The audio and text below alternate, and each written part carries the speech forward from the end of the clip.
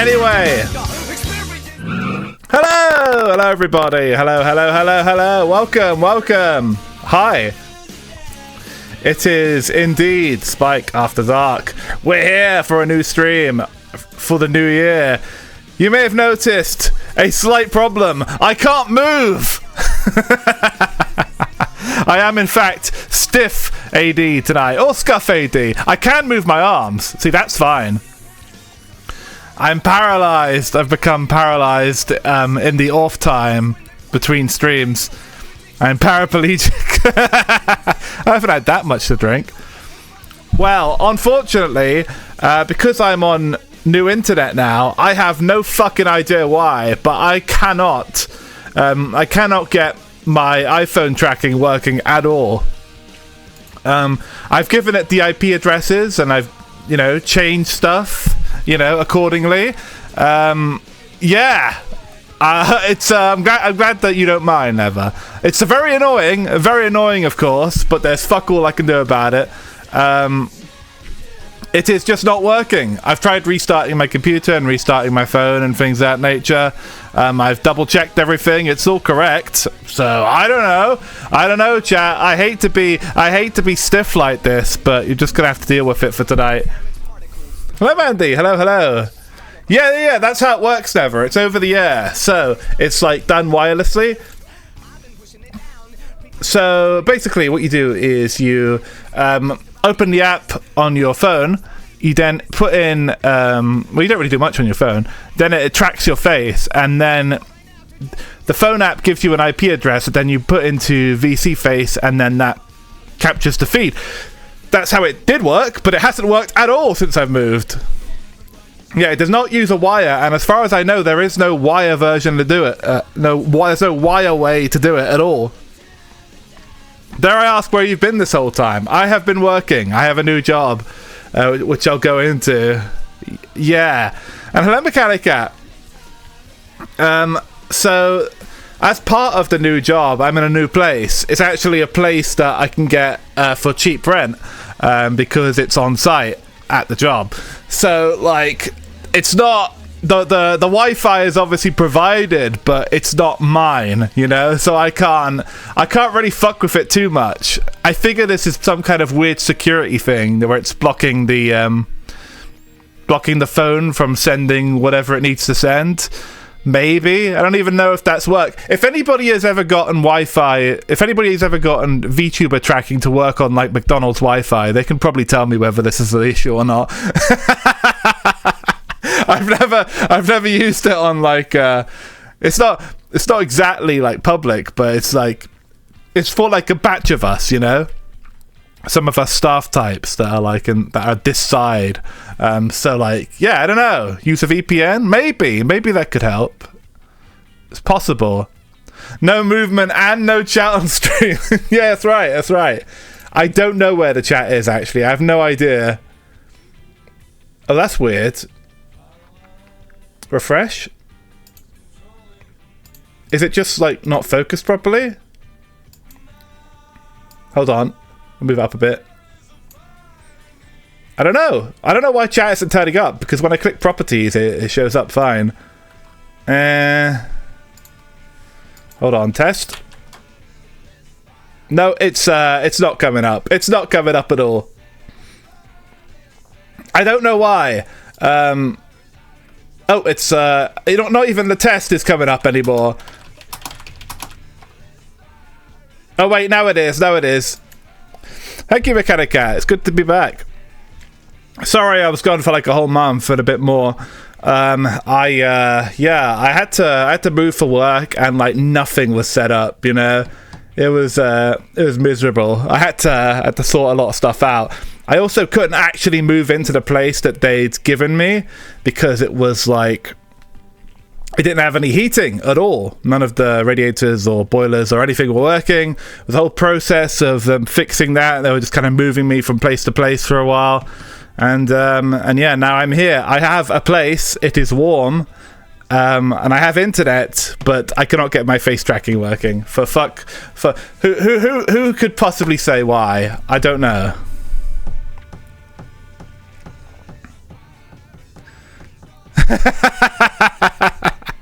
Did you join a cult? No. It's cult-like, though. I'll go into it. What kind of black company is it? Anyway, let's jump over to Burnout. Oh, hey, the chat shows up here. It's only broken on the first screen. How strange. Alright, so I'm not going to be able to move much. I guess I'll drag myself around a bit, PNG style. Anyway, you're on screen now, chat. Congratulations. Alright, let's make sure the sound's coming in. Ba-ba-ba.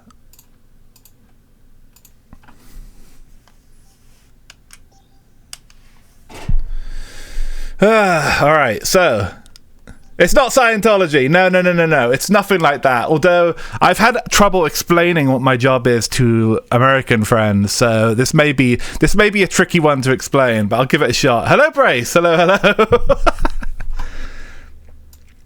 Welcome.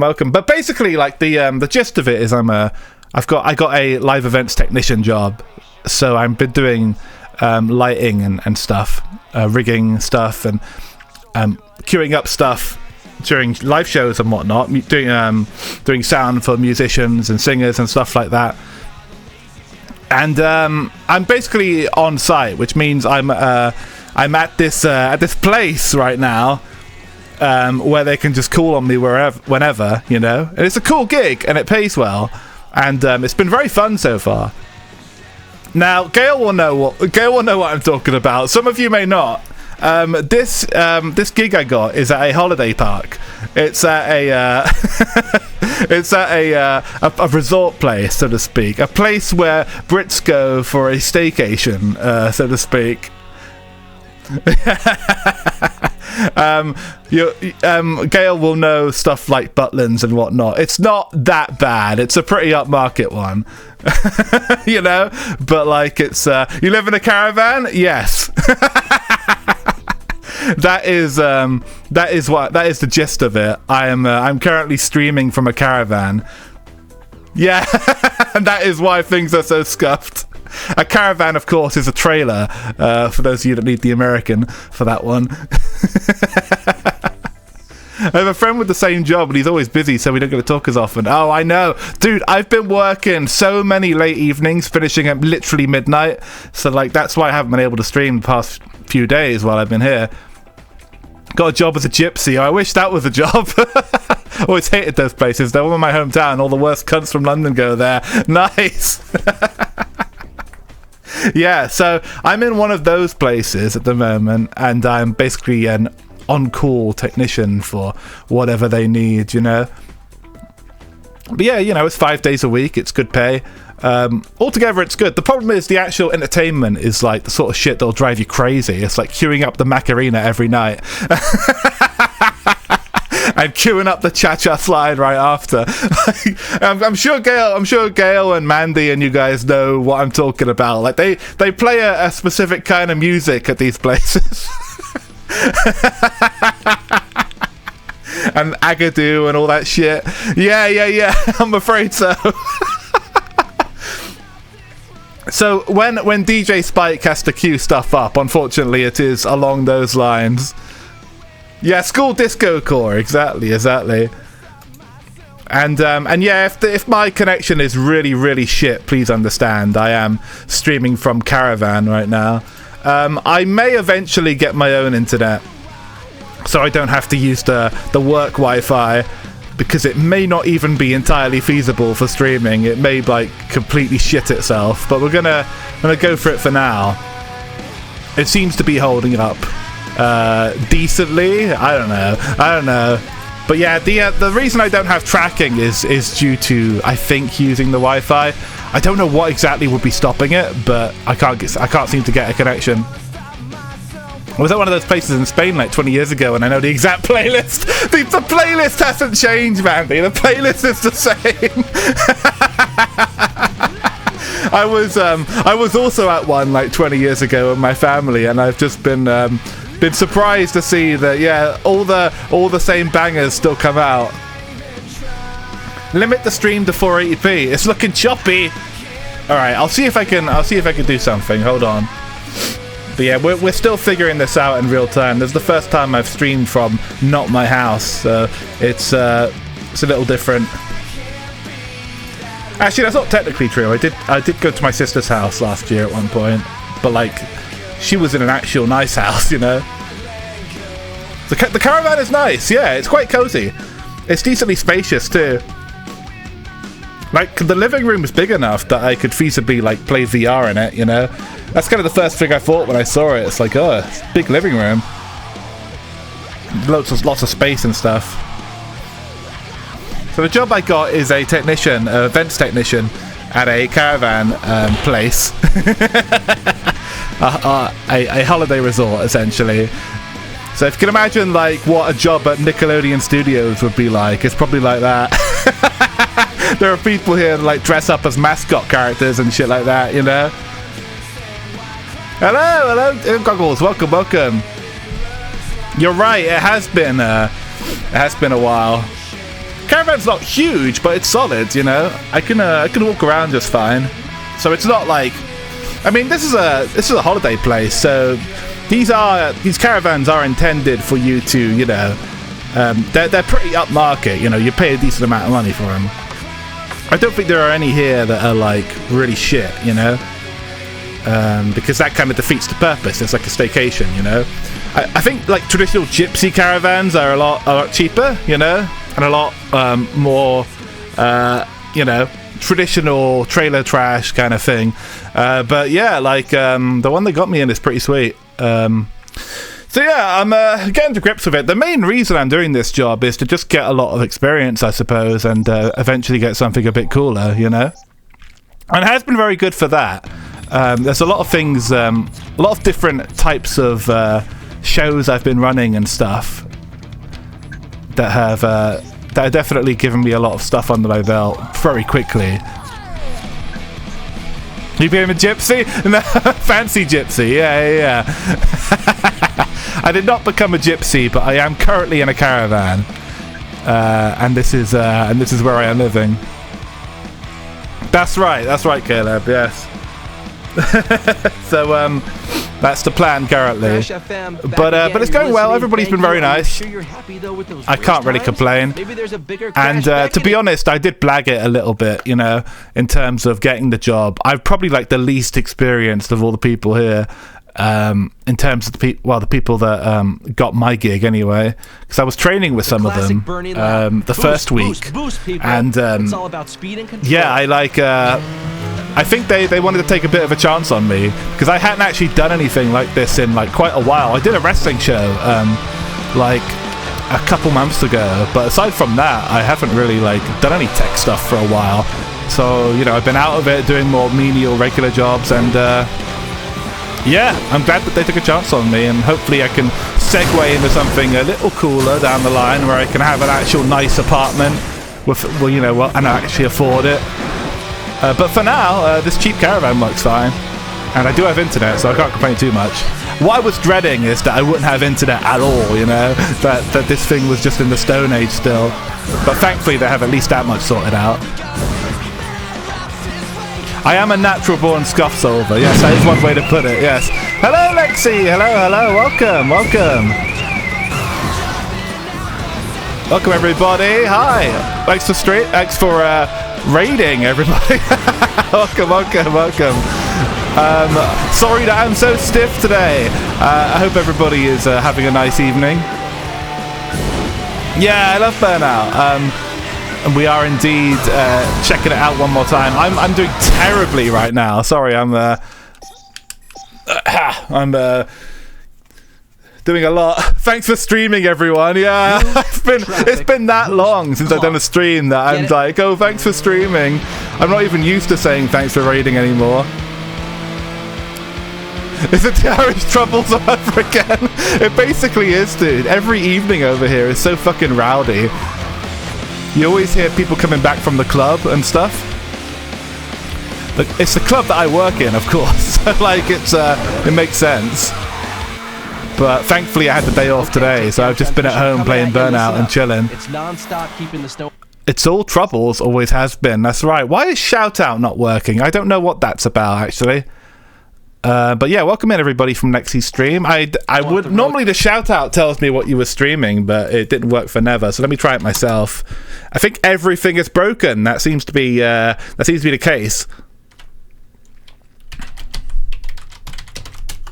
How about if I do it?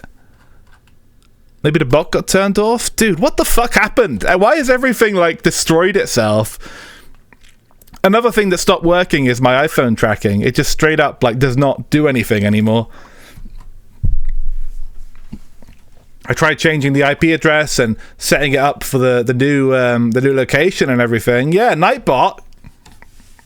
Nightbot's fallen asleep. Burnout was British? It was, wasn't it? I want to say Criterion were based in Britain. Yeah. Maybe. Hold on. I have to Google that. Hold on. I know a lot of these teams were, but maybe they weren't.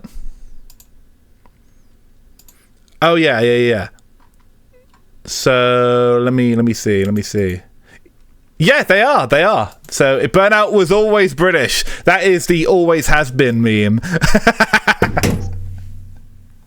Burnout British, always has been. I'm afraid so. Yeah, it's a very like American styled game for how British it is, of course. Yeah, I think this is one of those times when the bot's gone MIA, and so is my tracking for that matter. Oh my god, my fucking mic arm is falling off too again. I'm just trying to tighten it up. Of course, I'm tightening up my mic arm to like a tiny little wooden stand thing. Like it's one of those cases where the more I tighten it, instead of like it getting tighter, it just destroys more of the wood.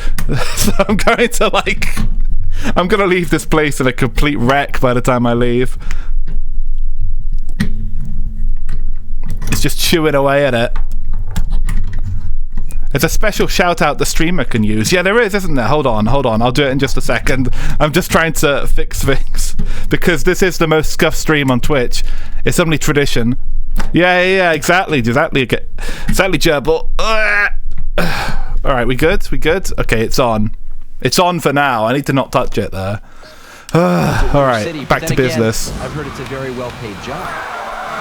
Anyway, yes, it's hopefully a good start to me getting some better jobs that aren't just like crappy, minimum wage stuff, which is what I've been doing basically my whole fucking life. So like, this is the first job I've got that is actually like, it's a tech bro job, you know. It's on the lower end, of course, but like it actually pays all right, which is good. I just need to, survive. Anyway, the shout out that the streamer can do is, I believe, dash shout out. Private Lexi. Okay, it's late, but thank you for streaming, Lexi. Thank you for raiding, Lexi. Why do I keep saying thank you for streaming? I've got viewer brain, I'm sorry. You don't stream for a month and it all just reverts, you know? I just want to be like, thanks for the stream, Lexi. I think Burnout Revenge only has Avenged Sevenfold. I think this one is a bit more on the pop punk. Well, they're pop punk, but a bit more on the like, Jimmy Eat World and fucking Fall Out Boy and My Chemical Romance and all that. Rustier than a Craigslist A86. That's exactly it. You're welcome, Mechanic Cat. All right, I will be a better VTuber soon. What I think I might do is I might go and get like a cheap webcam so I can at least keep streaming like normally without the fucking iPhone tracking, which is completely busted. I don't know much about it though. So I know most of you guys are not VTubers, but if you know a fucking thing about iPhone tracking, let me know. Because yeah, I can't really figure out what the issue is. It's looking for the same IP address, but even the test program that they have on the VC Face website doesn't work. So it's just not receiving anything for whatever reason. It's very strange. You know, when I listen to the intro of Beast and the Harlot, I can't help but think of clowns popping out of the ground and back in like whack-a-mole to the beat. That would be a much better video than what they went with, I'm sure. Yeah. It's annoying because it's a relatively recent thing for me using my phone. But yeah, it has to go on pause for a bit, at least until we solve this issue. Yeah, I think it's a blocked port or a firewall thing. It's not on my end, so if it must be on their end, and it must be like a security thing, because maybe in theory you can do like a hack this way, you know. I could look into also getting my own router and stuff, which might not be a bad idea. Anyway, let's do an eliminator. Where's our heavy car? Custom Super is free. We'll take that, I guess. I'm playing the PS2 version, by the way, which is just one I've been playing off stream now and again. I think the one that I was playing prior to this was the Xbox version. I do have my Xbox with me, but I don't have it set up yet, so I'm just playing the one I have on my PC. But we're decently a decent ways through the story mode, the map mode, so it's okay. Yeah, 4G one. That would certainly work. But yeah, I'm not entirely sure how long I'll be here either, so I'm not rushing into that just yet. But yeah, it is a bit like joining a cult, you know, as mentioned. I'm just living on site now, you know, and it's all a bit strange compared to stuff I've done prior. But I guess this is how people who work at Disneyland feel. Holy shit, cut that shit clean in half. Look at that, beautiful. You ever got to do Cars 2? Oh, that'd be a good idea, actually. I've played Cars 1 a good few times, but yeah, I've never actually looked at the second one. Well, maybe I'll do that soon. I can't imagine it's going for much money. And welcome, guest. Welcome. Oh shit, I'm about to be eliminated, dude. Terrible start. Oh no, he's done. Okay, that's alright. Yeah, annoyingly, I didn't bring my cheap old webcam that I used to have. Because I didn't think I'd need it, obviously. But evidently I did need it. 2 seconds!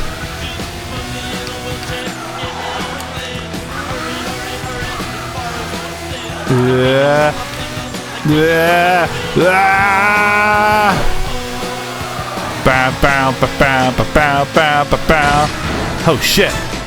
Eliminated! What the hell? That's not fair! You can't just dump me into that right after a fucking elimination. Fuck you, game. That is not fair at all, dude. Fuck that. Anyway, it's fine. We'll pretend that didn't happen. Sorry, I keep apologizing. Sorry I'm so stiff. I know I'm laughing, but I have the most plain look on my face. It doesn't work right, you know? Anyway, yeah, we sucked ass on that one. Let's go again. We'll get it, chat. Be patient. Last place No. Not skill issue. It's a skill issue with the game spawning me in the wrong place after the replay. Is the sound okay, by the way, everybody? I haven't asked yet. Obviously, that's another thing that I haven't had a lot of time to test. I'm sure it's nice and loud, but hopefully it's a good balance. Yeah, nice. Good. Oh, dude, I didn't think I'd be able to get my mic set up. I lost like a tiny little screw for my mic arm, and I was looking all around the caravan for it. And eventually, I found it. There's so many like tiny bits for mic arms that you don't think about. So like I found most of it, but was missing a couple of bits, and then realised that I put them in a little zip bag, and then eventually found that. But yeah, I got that hooked up, but my mic arm is also like hanging by a thread because I only have a tiny bit of wood to put it on. So as loud as it should be, exactly. Yeah. My new job's kind of fun. It gives me a chance to see a lot of like really kitschy, goofy stuff, you know, which is fine by me because I you know, while it's not like it's not exactly the Royal Opera House, but you know, it's a good laugh, you know, and the people are nice, and everybody's been very welcoming and really helped me a lot in terms of like learning and stuff, which is the main reason I'm here, of course. Ideally, I'd like to be doing, you know, some more cool events in the future, you know? Like, something I'd really like to do, if I could ever have a hand in it, is like a VTuber concert. I'd love to like be doing the sound for one of those. If European and British VTubers ever got a chance to actually have one of those fucking events, because we don't get shit, you know? Like America, in the US, they have so many of those. Every other convention, but like it would be really cool to have one over here, I think. So like that's the kind of like live sound and lights and stuff I like to be doing, you know, something that's a bit more in line with my taste, but we'll cross that bridge when we get to it, you know. Oh, it's okay, Rock. I'm doing the sound tech and the lighting tech at a camp resort place. Just imagine like a theme park or something, which it's a staycation place in Britain over here, holiday park essentially, and it's quite fun. I'm new to it, so there's a lot of like really oddly specific things that I have to learn. Like they have their own software for a lot of shows. Like the shows they do with the mascot characters, they all run off this one like iPad app essentially that like has 100 different buttons, and you gotta hit everything in the right order so the right characters talk and stuff like that. It's all been very interesting. Hatsune Miku concert engineer. Yeah, exactly. What was your childhood racing game? Mine was Blur. Good taste. Mine was like, I guess this was more my teenage racing game. I think my childhood racing game was like Mario Kart 64 probably. Because we love carnage and we love takedowns. And Driver, I suppose, and stuff like that. I was a little bit older when I got to this. I was probably like 13, not that old, but I was probably like 13, 14 when I got to this one. Ah shit, whoa, nice spin. Is the place super busy this time of year? Yes, it is absolutely storming with people right now. It is like the first half term of the year right now, so like all the kids have a week off school and stuff, so all the families are coming down. So like yeah, this has been my first proper like last weekend beginning like Friday has been like the first proper like time it's been opened, and there's been shit on every night, and like nights have been going on like well past midnight, you know. My shift finishes at midnight, thankfully, but there's still more shit on, you know. So like it's crazy. Yeah, it'll be fun in the summer, I'm sure. And that's kind of the place to go if you're a family that. I guess it's kind of like it's a middle class thing, you know. If you're my kind of if you have my kind of family that don't grow up with much money, you know. And you can't afford to grab a fucking plane to wherever the fuck, and you can only go somewhere locally that like has a beach, then these are the kind of places you go to, you know. And in that sense, it's kind of nice and fulfilling to be doing it, because you do kind of get to make people happy, and you know, as goofy as it is, like playing the Macarena while everybody's drunk off their tits is kind of a good feeling, you know, because you kind of get to see everybody make a fool of themselves and just you know, forget about life for a little bit. So in that sense, it's quite nice, you know. I kind of I can justify some of the goofiness of it, you know. Used to do that kind of stuff for raves, you know, a lot. Oh, nice. Yeah. That is the main thing I'm trying to do. I'm trying to learn as much as I can, you know.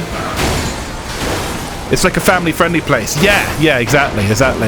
It's a family-friendly place that, like, it's not insultingly family-friendly, you know. The first, like, so in the afternoons, I'm sorry if I have a bit of a funny voice, by the way. I do have a bit of a cold. I'm kind of coming down from it now, but I still have a bit of phlegm in my throat. But yeah, it's like it's very family friendly up until like 7 or 8 p.m. At which point it starts like you can play like slightly more edgier songs, you know, but not much. But like yeah, it's a family friendly place, and all these places kind of are, you know, they all have that kind of vibe to them. It's not February, it's the month. Oh yeah. The month of Valentine's Day in it. That's right. I don't know what we're doing for Valentine's Day, actually. I assume some kind of love song thing. But yeah, I can't give too much away, because if I get too specific, people are going to know exactly where I work. But that's the gist of it, you know?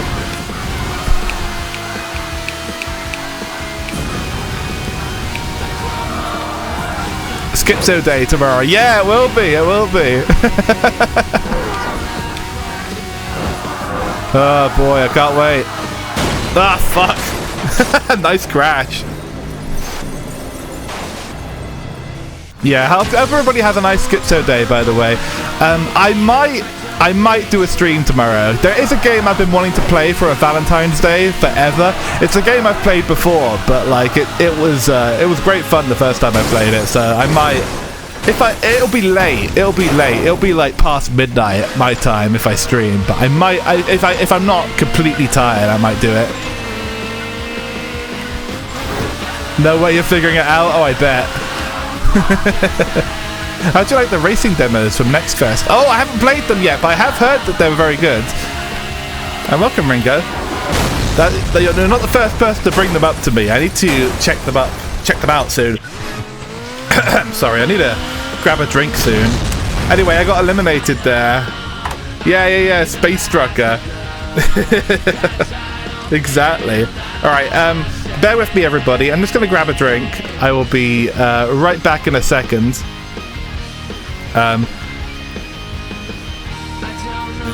Did you see abiotic factor? I don't think so. Sounds interesting. Alright, so bear with me, everybody. I'm just going to go grab a drink. Parch down my throat a bit. I'll be back in just a minute. I've only been going like 30 minutes here, but my voice is already tired. It's been too long. Not used to actually talking so much. It's not a racing game, but the one I loved is Mullet Mad Jack. Oh, nice. Sounds crazy. Mullet Mad Jack sounds like it sounds like it's from the same school as that one train game. It's an unholy fusion of Half-Life 1 and Project Zomboid. Ah, nice, cool. Alright, I'll be back in just a second. Sit tight, everybody.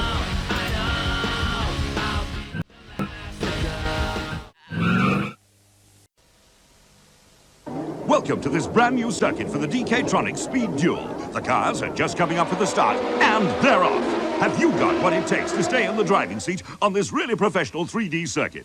DK-Tronic Speed Duel from Boots, John Menzies, W.H. Smith, the Spectrum Chain, and computer game shops everywhere.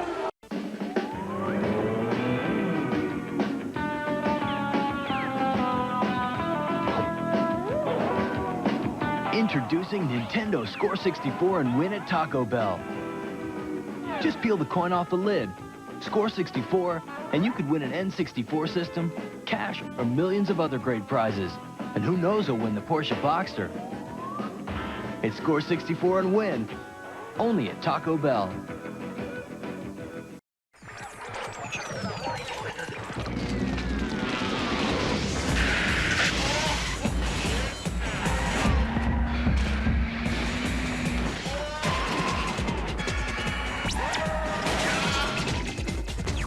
Wanted. Crash test dummy. Any volunteers? You are ready!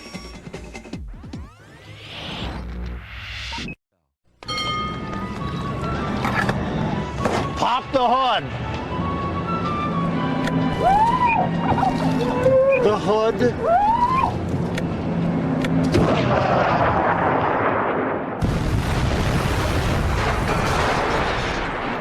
Twisted Metal 4, and Sweet Tooth is large and in charge with all the high-octane attitude you've come to know and love.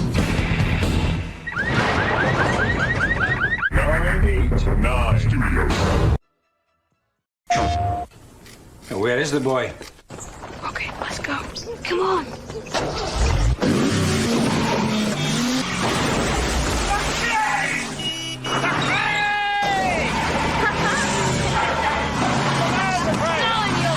Porn games? Damn, good for you. Colin! Alright, let's jump back. There he is. you climb. Hello everybody. I'm back. I got a big glass of milk this time. To sort out my throat. Anyway, what the fuck was I talking about? So, I was completely unrelated, but yeah, I was playing a good porn game before I started this job, and I haven't been able to revisit it since because of my lack of time. It's a real shame. It was a RPG Maker one that was actually pretty solid. It was like a proper game there.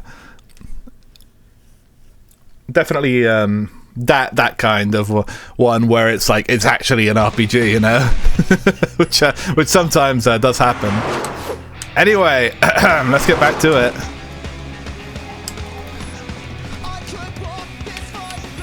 Let's try one in Europe. Oh, it was Sequel. Is the name of the series. I was playing the first entry, Blight. It's kind of like it's a little bit of that. Has a little bit of that fucking Made in Abyss vibe to it, but it's very, very, very solid. And the porn isn't really much, to be honest, but like the characters are very charming. I found a good undress game. Honest, this is the first time in my life I would recommend a porn game just for an undress game that's that good. Oh, cool. Sounds interesting. So it's a hard one to say. The game's called Blight, and it's the series it's from is called Sequel. It's a series of about 5 games. I would say, yeah, visually it has a bit of a Made in Abyss vibe.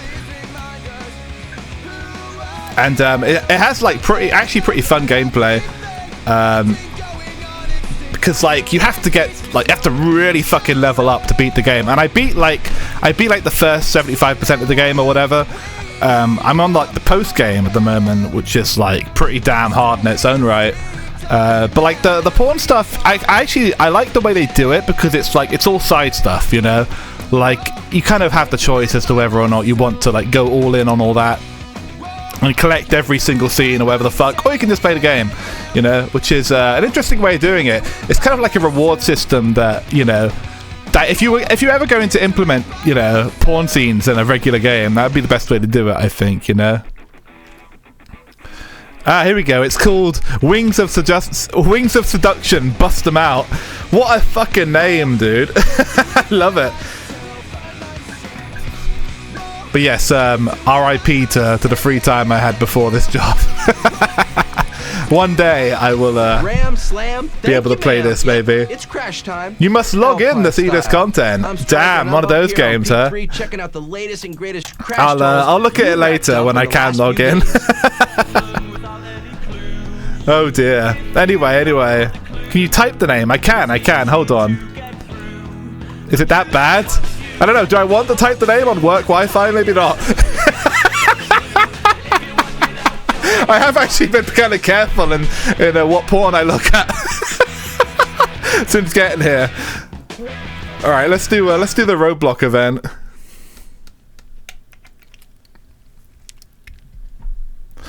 Not that careful, of course. My tastes aren't that extreme. It's about causing as much damage as possible. Be pretty funny if that network was monitored by IT or something. I bet it fucking is, you know. Like it's only a small handful of us staffers, but I'm sure somebody's looking at it. Which is why I'm not taking too much chances in terms of going for like the kind of niche fetish content, you know. It's really good, even if the porn parts in it are good taste. Oh, nice. That's good. That's what I like to see, you know. I like stuff where it's kind of implemented well, you know.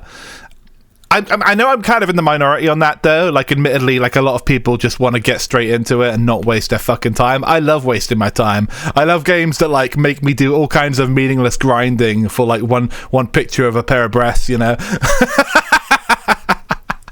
I don't know if it's just the way that I sort of got into the genre, like playing like, because it was like all the era games were like dating sim style, like back in the day when I first started playing them. So like I kind of got used to that, you know. I just have to grind all these stats for fucking hours, and then, you know, I can get one sex scene out of it.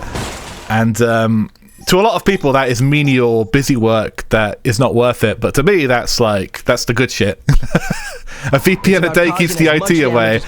Will it though? Will it? I'm not sure. I'm not so sure about using a network that I don't actually own myself, you know. And even with a VPN, I feel like it still might be visible. Maybe, I don't know. I don't know too much about it there, admittedly. Can we get a few more? All right, let's do the. Yeah, and throw it over here.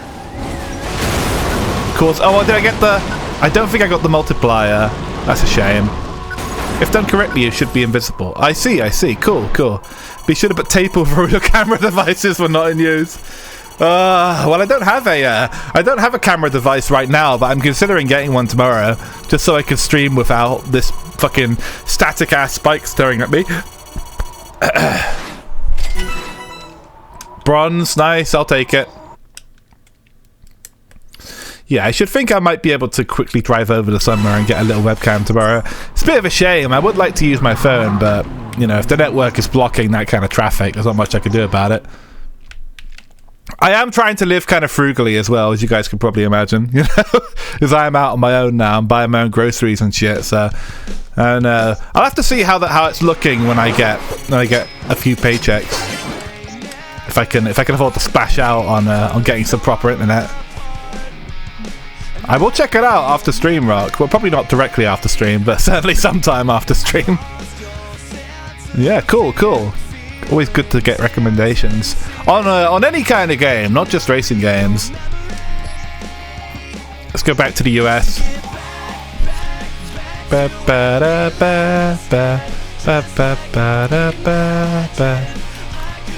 There's a burning lap. These are always fun. I'm hooking you up. Picked up some local low band traffic. Apparently. Yeah, I can never ever control these. They just fly away, you know.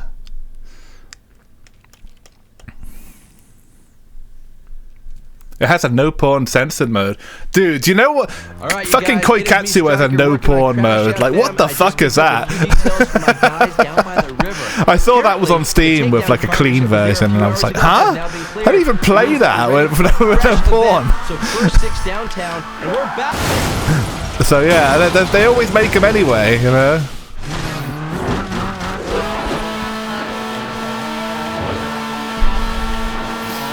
Anybody who plays a not a censored no porn version is not a real fan.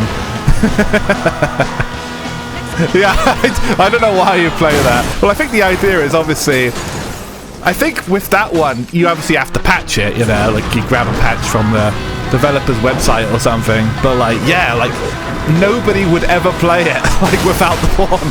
So it's pointless even putting it up, you know. Hopefully they make some money from it, but I do think stuff like that is very silly. Traffic boost clock. Get it? I mean, you know, they re-released Fate Stay Night recently, the visual novel, but without the porn. I mean, come on, guys, you're missing the best part. It's like the worst written sex scenes in history. You know what? You don't want that shit. Yeah, the porn is the game. No. There are cases where you can get away with not having the porn, obviously, but like you can't with Koikatsu. That's literally the game. The game is the porn. You know, the game is making characters so they can be in the porn. You know, I mean, it's a dress-up game too, technically. So you know, you can just dress people up and have them not engage in anything at all. You could. I mean, I'm sure it's a minority of people that are doing that, but you could do it. You know.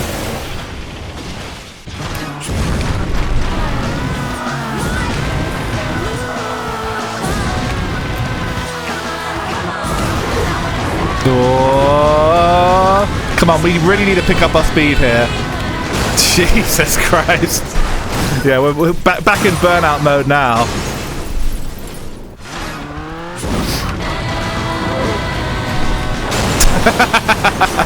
We're not going anywhere, it seems. Yeah, we've already missed the bronze. It's fucking over. It's fucking over.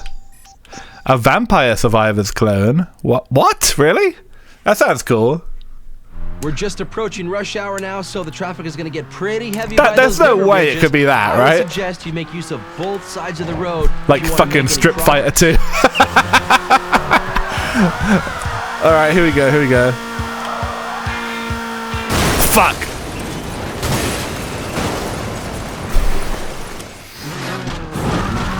Do you remember the last time I streamed this? I tried to do a fucking karaoke run, and like, I could not stop crashing at all. Because like, I have like 0% focus when I'm singing. I realized that as we were in the middle of the stream, it's like, yeah, I got no chance. Shit, I should have made that.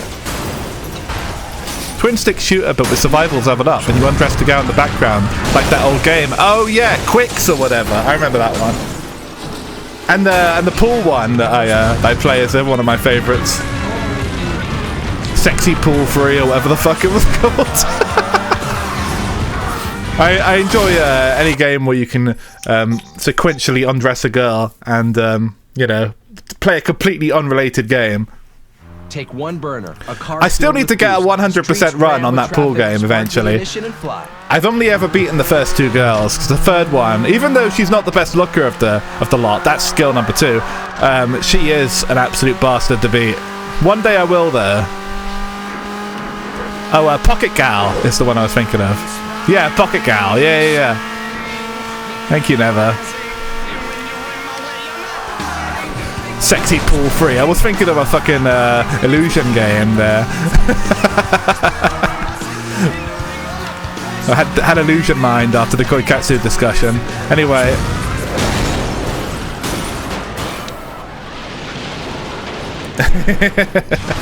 Okay, pick it up. No! Fuck! I hate burning laps, dude. I always suck ass at these.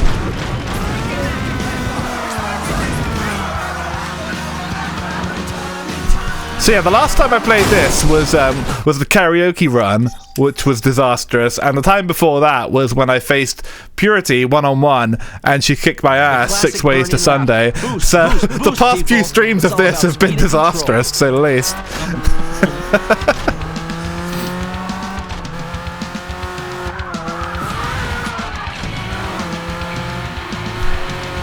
Is that not already a feature? Holy shit. I thought that would have been an option at least. That sounds like the fucking game journalist option, you know?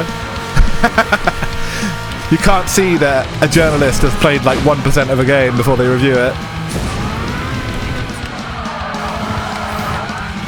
Ah, shit.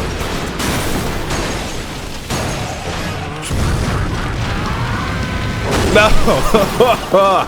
My god.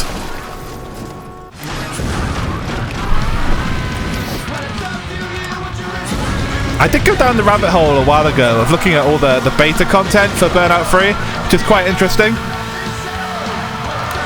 Because they were going to originally make it more in the vein of Thrill Drive, the arcade series, and make it kind of dark. Like the original trailer for it is really like there's no crazy like pop-punk music or anything. It's just like screams and crashes and stuff. And like the beta version that's out there, when you go into like the crashes like that, the sound effect that plays has like all screams and like slowed down violins and stuff. It's much darker and kind of edgier, kind of cool. But I think around the time EA came on board, they really gave it like a bit of a facelift and you know, made it a bit more poppy and gave it the music here and stuff. I think in the beta version you can actually see a driver inside the car as well, but in this one it's like there's just no driver, probably to kind of imply that nobody's actually getting hurt. It's like they made a couple of little stupid changes just to make it a little more PG. Of course, I think this is one of the best soundtracks ever, so that's not really a bad thing. But it's interesting how the game changed in the time it was being developed. I still need to play Burnout 1 and 2 actually. I think the second one is especially good from what I've heard. First one's a bit of a tech demo. It sort of has SSX syndrome, you know? We're gonna rise up. You better wise up. Fuck!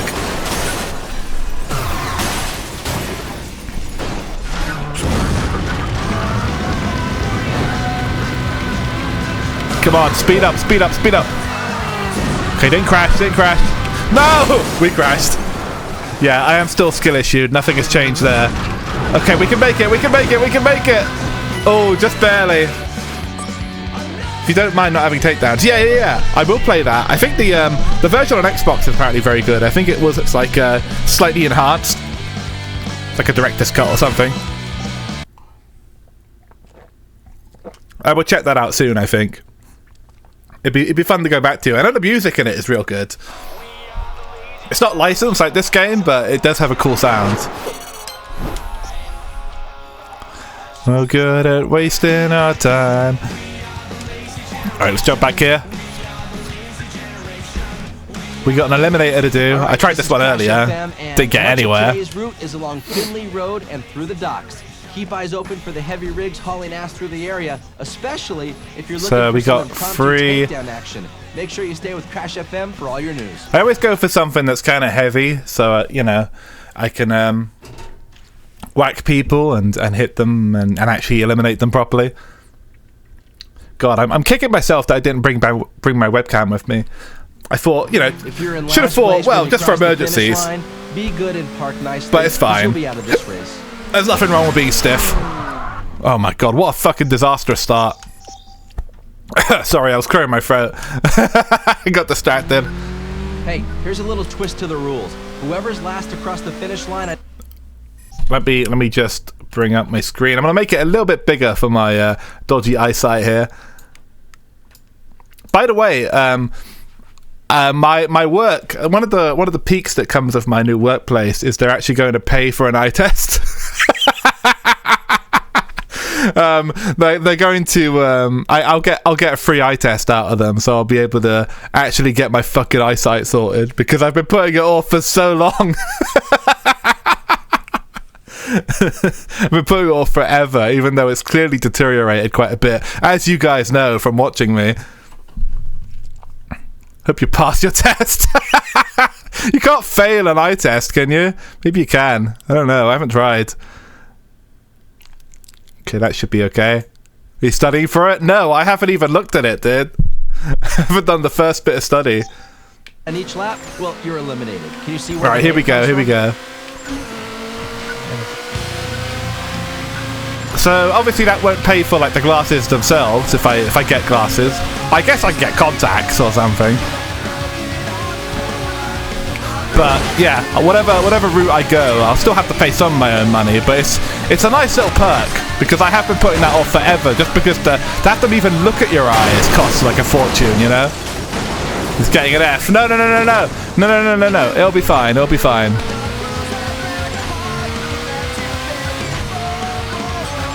I'll have to have a Megane redeem when I get them, so people can put me in some nerd glasses whenever I'm talking about some dumb shit. Oh, this one's a banger too. Ah, shit! Glasses are really versatile. Yes, so I've heard. I mean, I'm getting old now. You know, it's time to it's time to admit defeat on the eyesight front, I think. Right, here we go.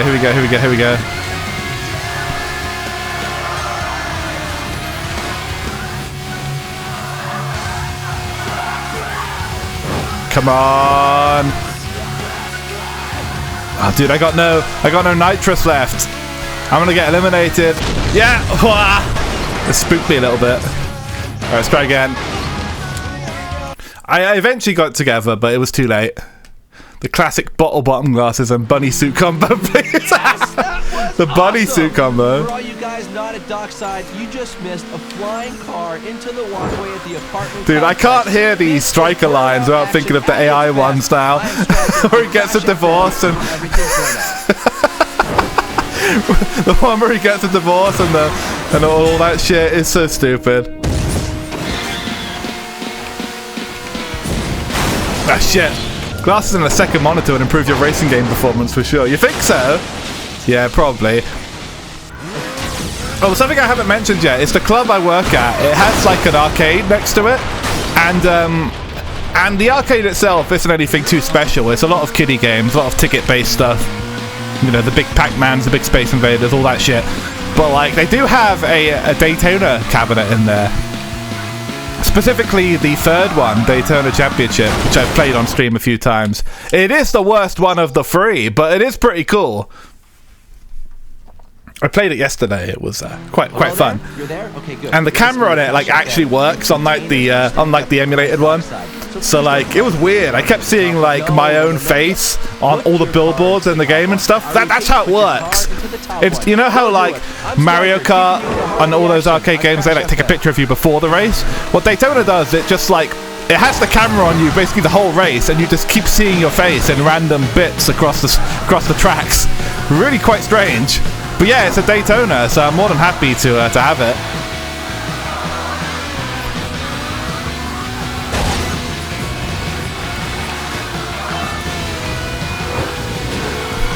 Is it cheap enough still? Yeah, it's still cheap enough, I'd say. It was only a pound ago, so I couldn't complain too much.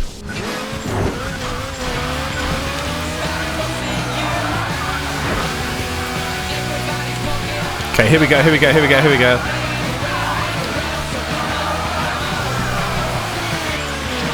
Okay, we are not within elimination range. No, not cheap enough. It was 50p ago back in the day, to be fair. So yeah, you are right. But times are changing, unfortunately. Something I've noticed in arcades recently, the ones I've gone to. So I went to a bunch by the beach as well.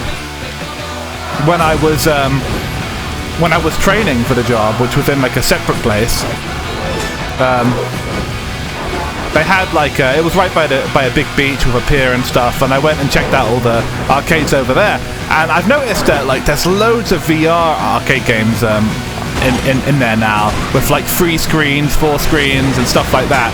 And I've seen some racing game ones, so I think that is kind of the new hotness, you know, playing racing games with like fucking 3 screens all lined up. To the docks. As ever, tons of I think there was that one Ferrari Sega game that did that first, I think, so they were definitely ahead of their time. Ah shit, that was a good run. You ever played Flat Out? Yes, I have played Flat Out. It's a great game, and Flat Out 2 as well, especially, is very good. Not for a while though. I should play them again.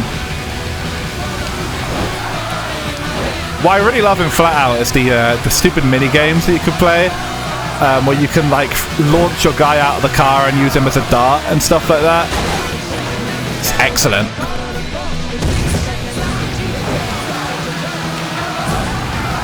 Ah shit. Okay, can I land on somebody?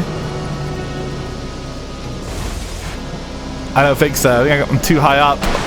There's a guy over there, but I'm probably not going to make it. Got him! Nah, we did hit him. The multiplayer is absolutely gold in Flat Out 2. Yeah. I do have it. We should try and get a multiplayer going of it at some point. I wonder if it still has servers that are like up. I have no idea. I've not checked. But it'll be fun. There's so much stupid fun multiplayer stuff to do in there.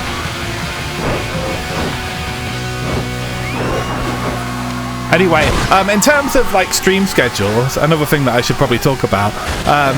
The weekends are going to be pretty much off the books for a while, because weekends are like when all the shit happens over here, unfortunately, and when I'm working the latest.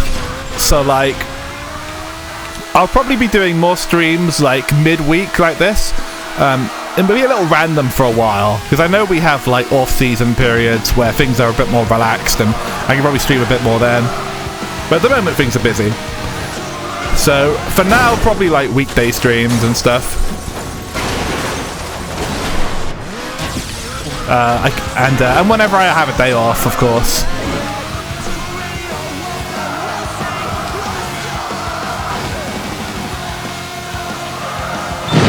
Hey, Shady! Hello. Fuck bees! I've heard that it's fun to fuck bees. Hello, everybody. Hello. Okay, I'm currently not lost, so that's good. 300 decibels, that's how we like it. What, you don't like having your ears blown out? Welcome everybody. Sorry I'm so stiff right now. My tracking isn't working, but we are playing Burnout 3. Hello, hello, hello. Welcome. Thank you for the raid. Let me give you a manual streamer shout out because I think my regular one is broken. What were you up to today? Welcome, Shady. Welcome, welcome. I'm back from my month off streaming when I was moving and getting all my shit together. Yeah, thank you. Good to see you too. I've been very busy. I've just been talking about all the things I've been doing. I'm in a new place of my own now, which is not not been terribly ideal for streaming, but yeah, one of the things is that my network as it is now won't accept any iPhone tracking from me, so I'm having to just stand here like a zombie. But we'll be okay. We will sort that out eventually. No! Moving is so much work. Holy shit. I was not expecting it to be so much, but like after I got here, I was moved around even more because I had like issues with the first couple of places I was at. We're gonna have to try this one again. I don't think I'm gonna be able to catch up in time. And then it was a case of getting the internet going. Then you know, all the rest. Simple. If you're last across the line on each lap, you're out. So that's it. All right, let's go. But yeah, it's a lot of hard work, but it's nice to be out on my own. It was the right time to do it, and I can afford to, and the job pays well, so it's yeah, it was the right time. It's been a little weird at points, but I'm so far it's going well. Have a nice evening, Demon. Have a nice evening. But yes, I'm going to play a bit of Burnout and chill with you guys this evening. But yeah, the job is like obviously like it's a little goofier than what I would anything I was doing before, because I'm basically I'm the events technician at a holiday camp essentially. It's like a resort place, a staycation place, where I queue up a lot of party dances and stuff, and mascot shows, and do the live sound for those and stuff like that. It's kind of goofy, but it's been quite fun so far, and I'm learning a lot in already the short time I've been here. So it's good. It's good. Yeah. I hope you can soon as well.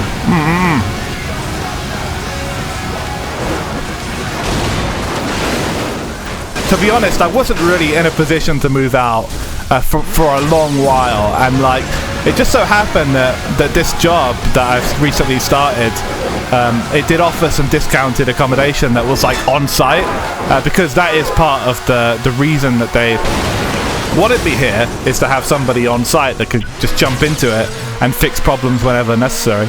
So like the fact that I was able to get a cheap place to live and a new job that pays well in one fell swoop was like it was a very lucky thing for me, you know. Yeah, it has been fun so far. Any takers? It kind of blew my mind. Like I've been doing these mascot shows where there's like they have their own mascots, the park I'm in, and like they all come on stage and dance around and stuff. There's about 5 of them, I think. And it kind of blew my mind that like all the dialogue for the show is just like they're all just MP3s that are like queued up, you know. It broke my my child mind that they don't have little mics and they're not actually talking inside the suits, you know. All right, don't panic. Today's route. I don't know, that should be like immensely obvious, but for some reason it wasn't immensely obvious to me until I was physically pressing the buttons myself. Anyway, that's that's one of the things that I've been doing. Yeah, I won't tell the kids, of course. Yeah. Can I hit somebody here? Any chance? I don't think so. Oh, I got somebody. Nice. But yeah, I've been learning a lot, and that's kind of like the main thing I was hoping to get from all this. I hope eventually I can do something a little cooler, but for now, this is good fun. So I'm happy happy to do it, and I get a cheap place to live as well. Granted, it is a trailer, but it's a nice fancy trailer, so fine for me.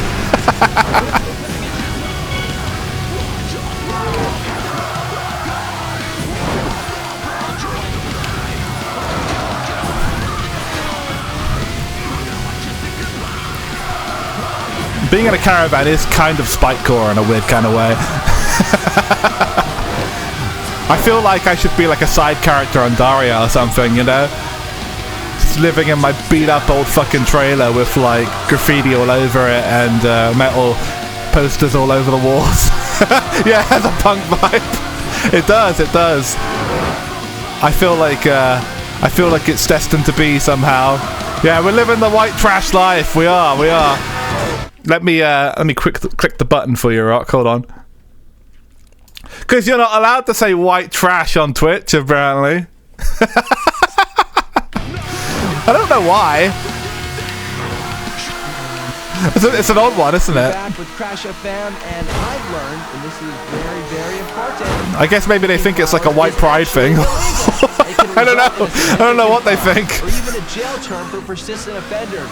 Stop picking flowers. All right, here we go. Brakes. Wasn't enough, Jack.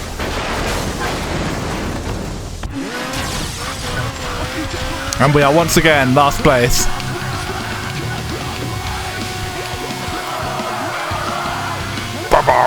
This song goes so hard, the screaming.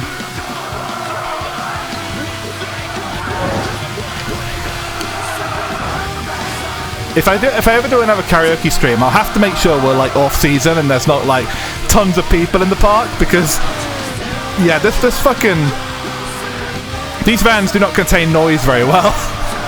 It would be a disaster, I'm sure.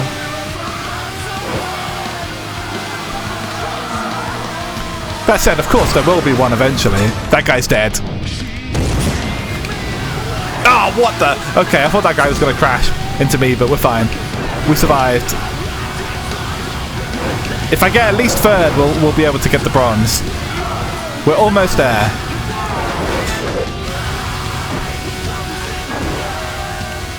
Oh, hell yeah! Oh, we're fine. Nice! Killed him! Did you put VTubing on your resume? No, but I did mention that I did streaming stuff. In like the vaguest terms possible.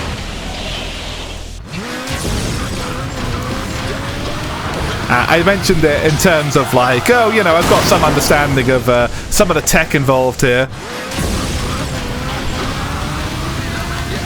You know, knowing sound mixing and stuff like that. You know, so it wasn't entirely useless, you know. If they ask what kind of streams, no.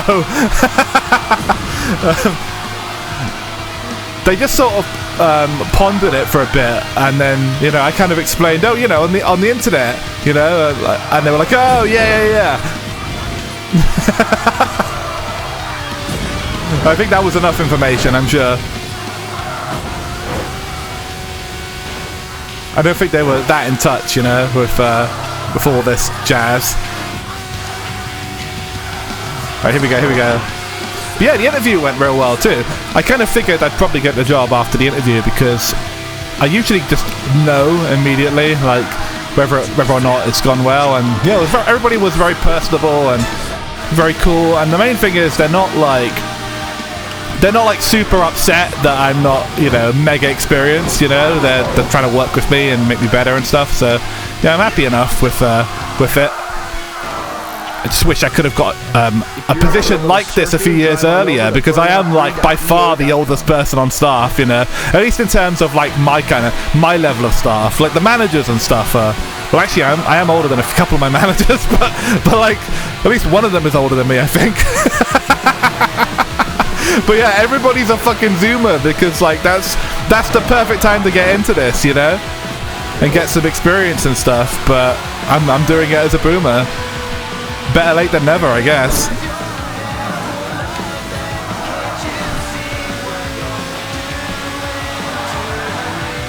Yeah, it's a lot of like Zoomers that are like, well, the performers are all like drama kids, you know, and they're all like relatively young, like early 20s. and a lot of my other tech guys they've all like been doing it in other camps, you know, and other holiday places like your Butlins or Pontins or wherever the fuck. Okay, we got bronze. I'll take it. So a lot of people like have been hired up from other places and have experience doing exactly what we're already doing. But I'm like from more of the theatre and live shows world. So it's a little interesting. Yeah. I have one manager who's like 28, and like, and yeah, another one who's like exactly my age, you know. My main manager is exactly my age, 32. So like that's a little bit of a mindfuck, you know. But it happens. Yeah, Lizuma goes zoom zoom. Spike, they've been using the exact same playlist for 20 years. Of course they're not in touch. What, you don't want to hear Agadoo again? Come on, man. Do you know you do? You don't want to do the conga?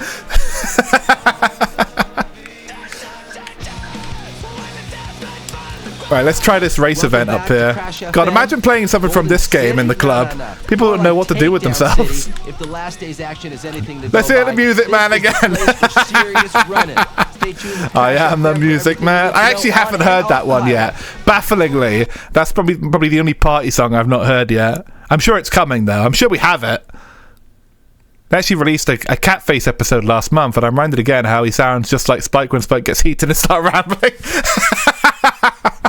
I have to check a recent Catface episode. I haven't seen him in years, but I'm a bit worried about that. It's a war zone, everybody. It's a war zone. That was a public service announcement brought to you. Hello, Captain Hurricane. It is. Do you mean to say that Burnout 3 is the GOAT? Because you're right, it is. Welcome. Sorry. You said a relative of yours used to watch it. Yeah. My sister watched it, I think, and I've watched a little bit of it.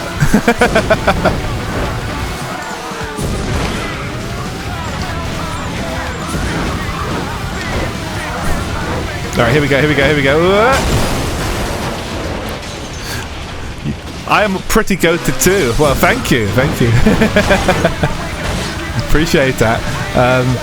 But yes, I would agree. And again, sorry for everybody coming in that I'm not moving today. My tracking's malfunctioned and I wasn't able to fix it before stream, but fuck it. I can still wave, at least. But I can't move my face. Oh, it's okay. Don't worry about that. No, just pop by whenever you can. It's fine. That goes for everybody. Like, nobody is required to turn up at any particular time. I'm really bad for like visiting streams regularly as well, especially lately with how little time I've had. So like I'm not one to speak. I still try and check out my favorites when I can, but like when you're working all day, it doesn't really happen, you know.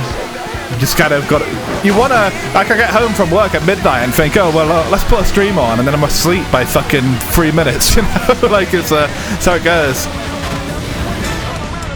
Is there any real reason I put a spoiler on a car that you drive to work? No, just to look cool, you know? Yeah, I am getting old, unfortunately. I need to get out of the habit of, like, falling asleep when I get home from work, though. I really do. Like, I'm gonna look like walking shit if I continue on that way, you know? I need to get my ass to the gym after work and stuff, you know? So that's my goal, you know, because I was doing pretty well last year, you know, before I started this. I was in decent shape, and you know, going most every other evening, and since starting this job, I haven't had time to do shit. So I'm gonna get all flabby if I continue down this road. So I've got to fight back against the urge to fall asleep like an old man, you know, just drink more and more coffee and fucking put my heart into overdrive. Develop a fucking coke addiction. That's the only way to combat getting old, I guess. I knew you were fine because I saw you in a few mono streams. Yeah. I'm still catching some mono streams now and again. There was a period where I didn't have proper internet, that I was just watching them on my phone and eating through my mobile data. So like I've tried to still catch at least a few of my Oshi streams a few times, you know. She had a fucking great stream earlier, actually, talking about the Mexican aliens guy. He's always there. I'm not in every one of them. I did actually. Well, actually, I missed one a couple days ago. I actually wasn't there for the dog food eating stream. I missed that one. The dog food and baby food eating stream. Unfortunately, I was working for that one. I did watch the VOD though, of course. Remember those fucking late 90s, early 2000s party album CDs that were like 1/3 popularity songs that weren't too terrible, 1/3 of your cringiest shit that the audacity to call itself music, and 1/3 inexplicably England-centric football parodies of other songs. Oh my god. Yeah, I know exactly what you mean. I went to like so many like fucking end of year events and stuff at school, and you know, parties and stuff when I was really little that had those CDs. And those CDs would always like, they'd always have shitty party songs on them, of course, but they'd also like not be the real versions a lot of the time. When I was playing this, end of 2022, I think, that was the first time I properly played it. And man, the soundtrack had aged so well. It has! It's one of the best soundtracks of its era, yeah. And it's also iconic, you know? Really fits the game perfectly. It was a good stream. Yeah, it was. Spike was at work making the dog and baby food. Yeah. Exactly. No, I was entertaining the actual babies by pressing the buttons. And making the giant rabbit on stage talk. Yeah, it sucks. I used to work the mornings and the afternoons. Now that I'm working the evenings, it's a little tricky. I sometimes have to miss shit. What's this one over here then? Island face-off? So, do you know why that golden Buddha sits cross-legged? So Me and one other car, I believe, is the face-off. Burn on. Burn on. Did you guys know DJ Striker's a real dude who was actually a DJ, an actual DJ in America who's still employed by an actual radio station to this day? It blew my mind when I first heard it. Mano a mano. This is a racing bar. I learned this last year. Yeah. I only learned it a while ago. I think around the time all the AI parodies were going around. I think that's like part of why the Striker AI voice is so good, because they've got fucking hours and hours and hours of content to feed into it. The dude's been hard at work for a long time. Did he get divorced on air? I don't know if that happened. But he did in fact get the Burnout gig because he was already a DJ, rather than just using staff, you know, which is pretty cool. Die! Ah shit. That didn't work out. Oh my god, right up my arse immediately. Yeah, it's crazy. He looks exactly how you'd expect too. He has like a fucking goatee and like tribal tats and stuff. I mean, good for him, you know. Of course he's going to. No. If we presume that he curated the soundtrack, then, you know, that's the only way.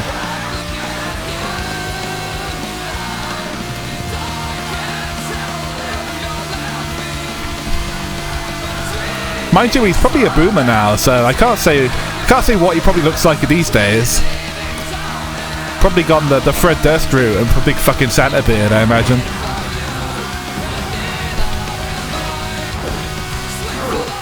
Shit. Okay, we should probably restart. I don't know if we're going to do this one. Let's have a big sip. You're listening to Crash FM, and check out all the buses.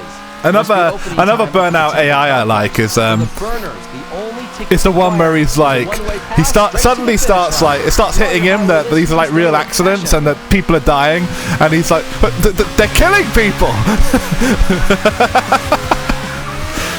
So there's a person in that car. It's I don't know, it's so stupid. but I get a kick out of the Striker AI memes. Some of the best AI stuff out there, along with the song parodies, are sometimes quite good too.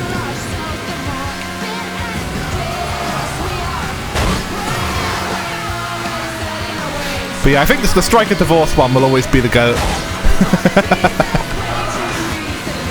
He just sounds so honestly happy. Oh fuck! Why? Yeah, it's crazy accurate, isn't it? Oh, we got him. A walk by the beach. Ah, shit! We're okay. We're okay. We're okay.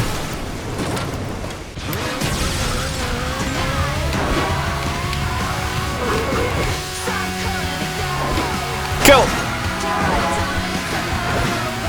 Got him, I think? No, he survived. You can make a spike one? You probably could, but I do already have a copy pass to redeem, so why would you want one?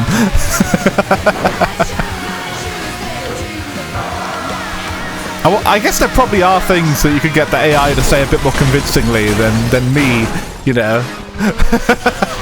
Because there are certain things I just can't read without cracking up or completely deadpanning it, you know? And you guys have sent me some pretty cursed shit, so you know what I mean. Fuck, we gotta catch up.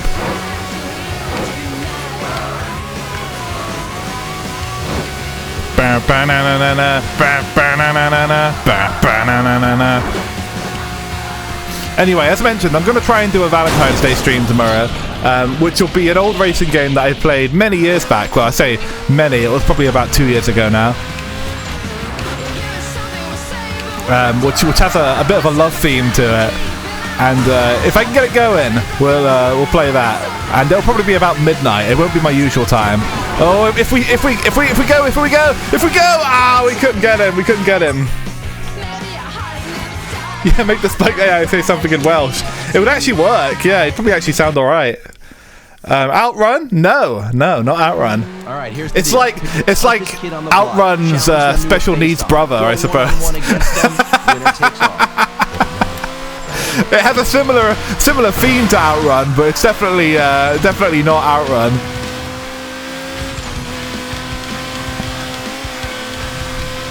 I haven't touched it once since I played it one time a couple of years ago, and it's definitely due a revisit, especially if I can actually beat it this time and make it to the end.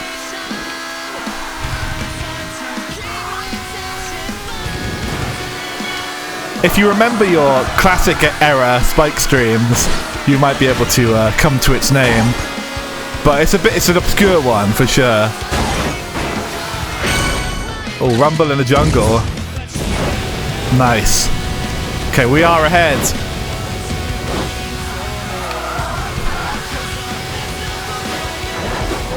Okay, doing good.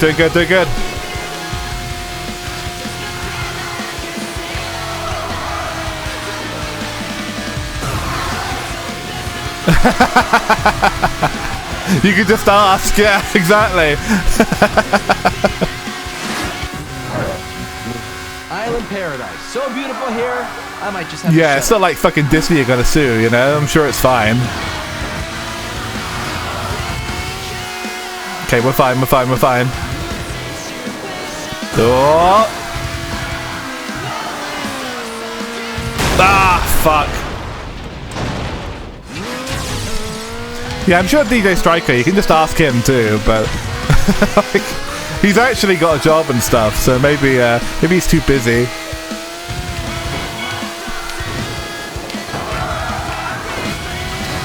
But yeah, I think the funniest ones are where it's like really well integrated into the game, you know?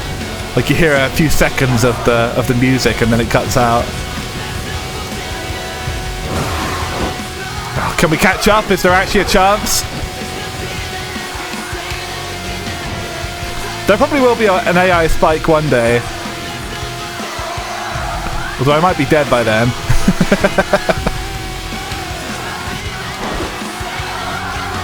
There'll probably come a day where all of all of the VTubers are gone. You know, we've all stopped streaming, and there's like there's retro era VTuber fans out there in like 20 years, 30 years or whatever that have the collection of all the VODs. And AI Spike will be one of the voices available for people to make memes with. And yeah, he'll suck at racing games. I'm sure he will. He'll probably be more than the voice at that point. It'll probably be like an actual AI streamer.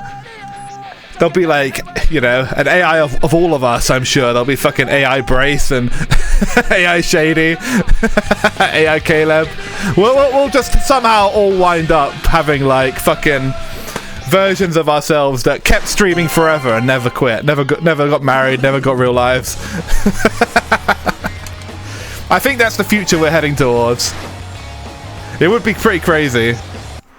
AI Caleb is Kate Kleb. Kate Kleb Horace. There will never be an AI Congo. I don't think an AI Congo would work. I imagine like the voice would probably come out all mangled because they wouldn't get the intonation right, you know? You talking shit? Yeah, I can only imagine what the AI would do to Congo's voice. You'd have to be like a programming wizard to make that shit sound right, I'm sure. Well, Road Rage event, now we're talking. That's more my speed. We are here in the Far East, and it's just AI Cap just crashes planes and cars after trying something cool just once. Just once. Alright, let's do the Road Rage. But yes, that's certainly a day to look forward to. Wouldn't it be sad if like one of us was still streaming, but the AI version was getting more views? That sounds like something that would happen to me. Like, why are they watching AI Spike when I'm right here? Probably because AI Spike is better at racing games. Ha ha ha, Kondeshi! You think this is the real Kongo Kokoretsu? Ha ha ha! It was an AI all along, Kondeshi! Ha ha ha!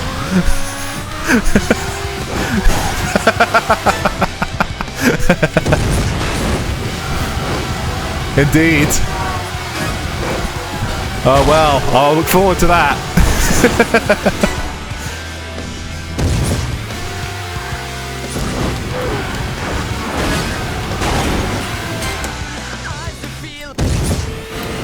Well, I hit the skip button. I didn't mean to. Sorry. So it's L2. I see. Well, this is a banger too, so that's fine. Come on! Come on, crash! These guys are tough. Got him. I think I did. Maybe they gave it to the other guy. The Congo AI would be a horror to the internet. Sure it would. It would find a way outside of streams and just broadcasting on live television. Yeah, he would. I can absolutely see it. They'd make the AI Congo too smart and he'd start doing shit like that. No doubt.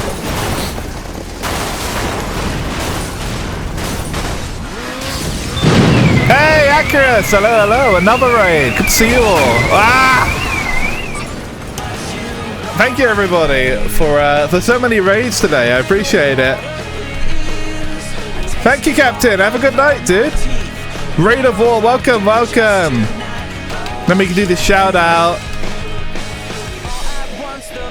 If I can remember how to do it.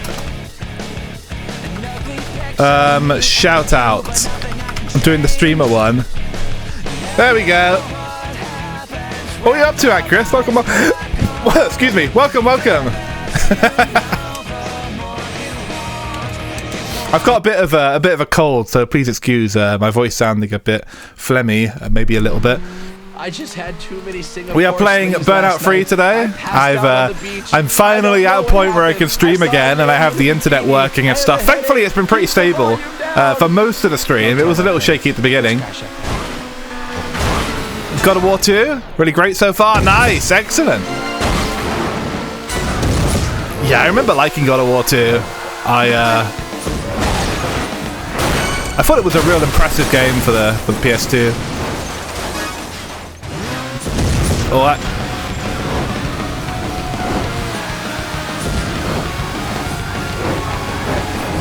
that was really like a golden age of hack and slash games. There were like so many back then. Alright, here we go. But yes, apologies that I'm not moving for everybody coming in. I'm having some slight issues actually contacting my phone to send any kind of like signal, which is just not happening right now for some reason. I'm not getting any tracking back from it, but nevertheless, I'm streaming anyway in stiff mode because it's better than nothing. I might go and pick up a webcam tomorrow to sort this out for future, but I'm probably going to be streaming a bit more on the weekdays now because work tends to have me tied up for weekend evenings more these days. So I shall see what I can pull off. I played 2 before I played 1, and 2 was a real improvement. Yeah, 2 was really impressive. It was super good. 1's a bit janky, definitely. 2 is like the first big budget one, and 3 just kind of continues. I haven't played the new ones yet, the Son of War ones, you know, with the kid. I have heard they're good, but yeah, I haven't got around to it yet. Mainly because, you know, I lack the consoles.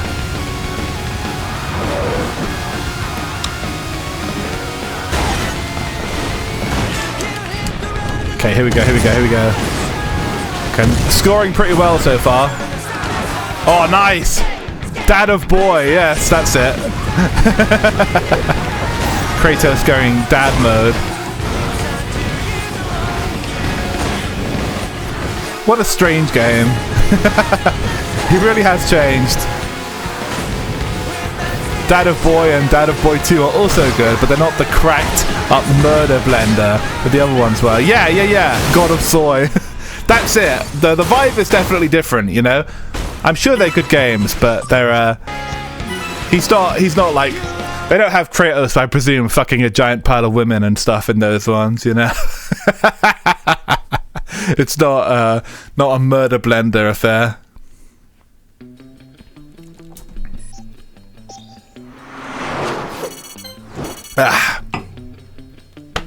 Cool. Well, that was fine. Oh, look at this. I got a big rig takedown. Nice. Now we need to get a 2 bus takedown for the next one. Sweet. Anyway, this has been fun. It's nice to be streaming again and just chatting shit with you all. For those of you that weren't here earlier, the reason I haven't been streaming much the past month is I started a new job doing technician work at a holiday camp, which is like a resort place over here, essentially. If you imagine something like Universal Studios or Nickelodeon Studios, it's sort of like that, where it's like a family entertainment sort of deal. And yeah, it's been fun. It's been very fun, and it's been definitely a learning experience, but it's taken up a fuckload of my time. So I'm going to try and stream when I have days off too, which should be at least a couple of weeks. Thank you for the hydrating posture check. Thank you. You're back with Crash FM. We do another Road Rager. We can do that. Tons of racing. Something I do need to get myself is like a proper desk chair though, because I wasn't able to fit the one that I had at home in the car. Not on short notice anyway, so I might I guess I could drive back to my proper place and grab it. Road Rage is about eliminating your target rival. But yeah, it's perfectly fine for now.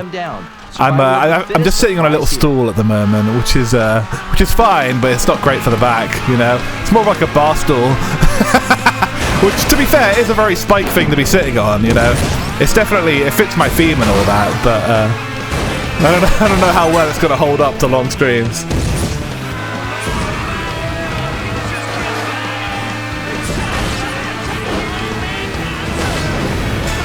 Killed him. Oh shit.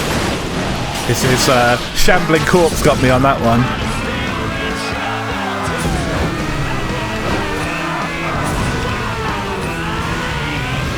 Gotcha! Fuck!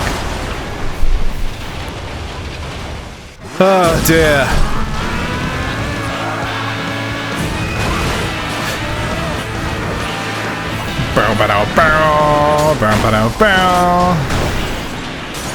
Yeah, one of the perks, or if you can call it that, of this job is that I might occasionally be sent out to work like in nearby places, other ones they have like in the region and stuff. So usually not too far, just like a few miles away and stuff. But like, I may not be in this caravan forever. Probably like the next month, certainly at least. But I'm hesitant to like get, you know, proper internet and stuff because I may just end up having to move again. So things are a little bit in stasis at the moment, but I'll figure things out. You get to drive your trailer? I don't get to. No, it is fixed to the ground, as far as I know. I think you can get trailers that you can drive away. Like, in theory, you can buy them. But if I drove away with this one, I think I would be committing some kind of crime. I don't think it's meant to actually leave the premises.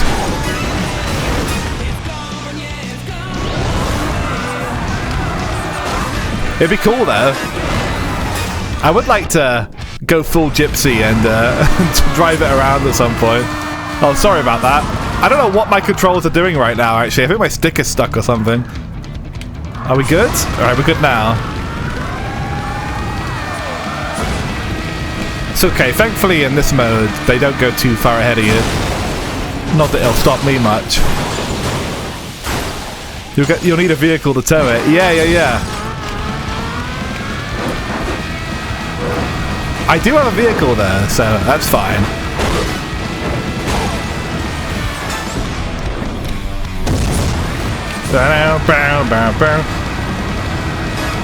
Another exciting development is I actually do have a new car, believe it or not. Let's call it a newer car. The Ford Fiesta style has been retired finally, and I'm now on the Vauxhall team. I have an Insignia now, which was one that my dad was fixing up for a while, and was just like, you know, that thing isn't even going to survive the journey there, so just take this. So he gave that to me for a very reduced price. Insignias are cool. It's a very cozy car in the inside of it, and yeah, very very cool car. And been very, very healthy so far, at least the past 3 weeks anyway. Yeah, it's a nice car, They're Rosa cars too. Well, rest assured, this one isn't a Rosa car.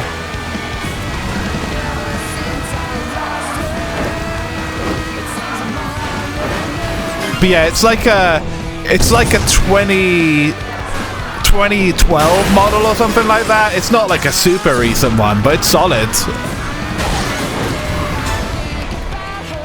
One annoying thing about it though, and one of the early things I noticed about it is it actually doesn't have an aux cord at all, an aux input I should say. I thought for sure it'd just be hiding somewhere. I was checking like every nook and cranny of the car, you know, checking the glove box and checking underneath the steering wheel and checking underneath and checking the back of the handbrake and stuff, but like it was nowhere. And basically I have to use a FM transmitter to use like music from my phone or my iPod or something. So it doesn't have Bluetooth either. Bluetooth was an upgrade for it that you could get, but the guy who bought the car didn't get it, so I'd have to take it to like an actual Vauxhall garage to have them fit it. So I'm not doing that shit. So we're just coping at the moment with like a really old school FM transmitter thing, which is basically like a little dongle that plugs into the cigarette lighter and transmits a radio signal that then transmits the auxiliary cord plugged into that over the radio, which means that the music will actually get interfered by radio signals as I'm driving along, which is a little bit annoying. So I have to occasionally change it. I don't know how I died to that guy. He wasn't even moving. You can put a siren on it in Forza? Oh, nice. Well, there you go. I guess I could put a siren on mine and be pretty convincing. That'd be highly illegal, though, I'm sure. But yeah, aside from that, it's a much more modern car. Aside from the fact that it doesn't have an aux input, and I have to You know, this is the kind of shit people who drive classic minis have to do, you know? Like, this shouldn't be something I'm resorting to. Hello, Talking Trash. Hello, hello. Welcome. Good to see ya. Welcome, welcome, welcome. Important question. Is it a diesel? Yes, it is, in fact. It is a diesel and a fair bit more powerful than the Fiesta. It's actually the first diesel I've ever had, so it was definitely different. Yes, the new Crash Junction is live in Winter City. It feels a bit different to drive, you know, as you'd imagine. It can pull a trailer. Oh yeah, it could definitely pull a trailer. It's quite powerful. But yeah, it's been cool. It's been cool. I don't know what's happening to the Fiesta. My dad still has it, so I guess he could maybe sell it. Or I presume he's just driving it around regularly now. But yeah, the new car has been serving me well so far, thankfully. Put a siren on yours, but to avoid any problem with the law, go to Dover and only stop French tourists. That would avoid any problem, you're right, yes.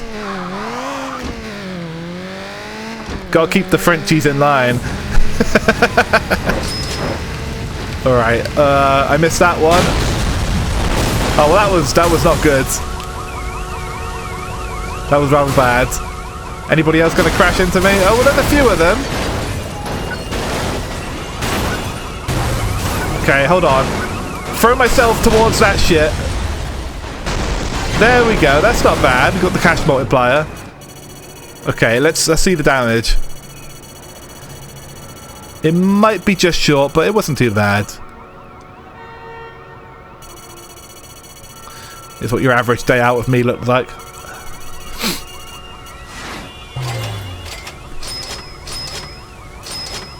And the multiplier, that should help me. Gold! Hell yeah! That was easy. Easy, easy. Who doesn't love crash events? It really is money for nothing.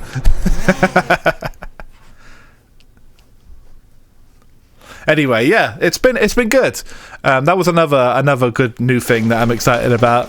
The weird thing about driving the Vauxhall though is like, compared to the Fiesta style, it's much wider and longer. So like, parking is a little bit more difficult, and like spacing myself out while I'm driving is a little different too. I can't necessarily squeeze through, you know, traffic and stuff like I used to be able to. It's like I've had to change my driving style a little bit. But I think it's for the best. Let's have a look in the US. There's something over here for us. You're streaming with Crash FM, and there are just a few more events to preview lap. Oh, the hot rod. Yeah. Well, it's time to drive this. I saw one of these actually, not with this exact paint job, but I saw a really cool hot rod at the fucking McDonald's car park the other day. What's up? I am Stryker, up on the roof of the court buildings, trying to get a view down onto the waterfront. Get an aftermarket screen stereo for it and connect the backup camera. You can't see squat up here. Whose dumbass that could work. Was this anyway? I think you could definitely fit a screen stereo in there, because like the radio takes up a lot of room and stuff. But yeah, I don't know if I trust myself installing it. My shitbox came with a Pioneer stereo thing and installed a camera on it. Nice. Now it does. I have a feeling it's probably not that much of a wiring nightmare to get it going. So yeah, maybe I will do that. Shit. I don't really like sedans because of that. On the highways it's a great feeling, but in the town centre it's not that practical. Yeah, that's kind of the issue I'm having. It's a little trickier to get into the parking spaces and stuff. Like even when I'm like tucked all the way in, I still feel like my front is poking out a little bit, you know? Just because it's a big car, and you know, that's just what happens. Ah shit, I can't stop crashing. I'm in a bit of a loop right now, so I'll restart. Oh yeah, better than an SUV, of course. All right, you guys, I know people all over the place, and once again, my friends have come through, so listen up. Some of my buddies working down at the courthouse, they've managed to shift those parked rigs back onto the roads. Stay all right, here we go. And I'll hook you up right here on Crash FM.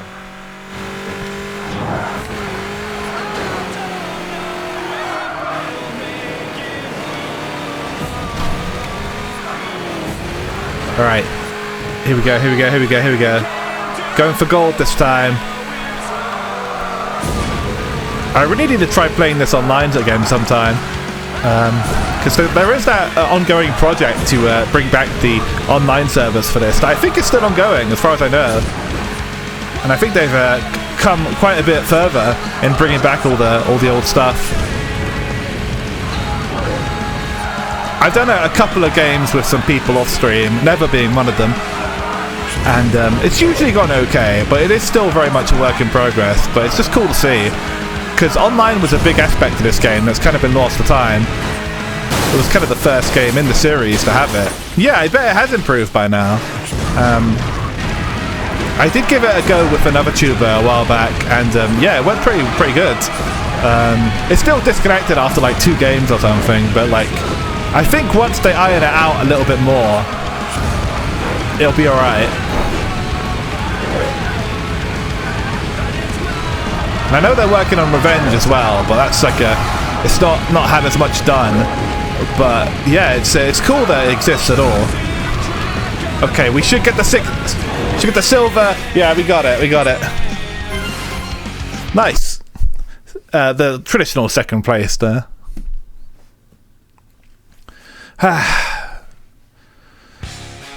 Oh hell yeah! I'm nodding my head right now. You can't see, but it's happening. Anyway, yes, so let's see. I'll be as I said, I'll be playing something stupid for Valentine's Day. It's an arcade game that I've played before. That the whole theme of it is that you get to pick a partner and you have to impress them with your driving. But it's not Outrun. The art of Riviera crashing explained on Crash F. Let's do Get Bent. And it's shit. To give you another hint. So that'll be tomorrow's Valentine's Day game, I think. I think last year I did a Valentine's Day karaoke, but that's not really feasible this year. So I'll if I'm not like working like past midnight and completely wearing myself out, I'll be playing that. My hopes up for Outrun. I know I should play Outrun because maybe I'll play Outrun afterwards. Just to play something good as like a palate cleanser. Ah, that's not gonna work. I can't throw myself in the forest. Yeah, I have played 3 steps to filling up on a few different Outruns on stream before. Outrun 2 many times, of course, and Turbo Outrun. Turbo Outrun is the game where you can get cucked if you don't play well enough. You know, you have to get a real good game, otherwise the dude will like steal your chick right at the end of the game. But thankfully, by the end of the stream, I had a no cuck run, you know, which was good. Yeah, getting cucked by a car is a great idea for Valentine's stream. It is. Outrun 2, there is the cucked by a car ending, of course. Yes.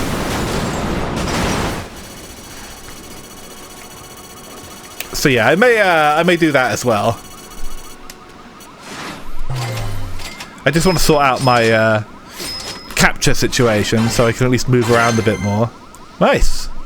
Another gold.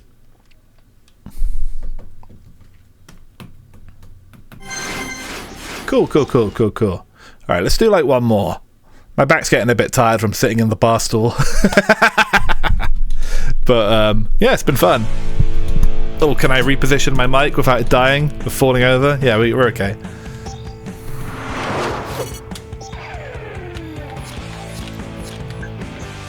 Bow, bow, bow, bow.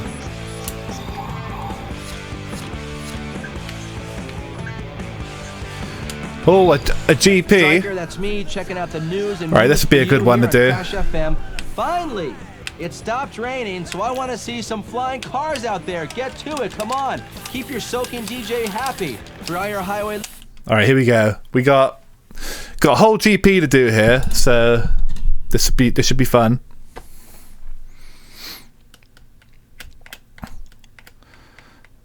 I've made decent progress in this version. I've just kind of been playing it off stream, the version on PCSX2 here. You got nothing to worry about.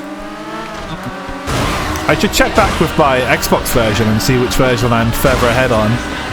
Sure, both are pretty far ahead at this point. Did Baby Yoda come with you? No! Baby Yoda stayed on my desk at home, I'm afraid.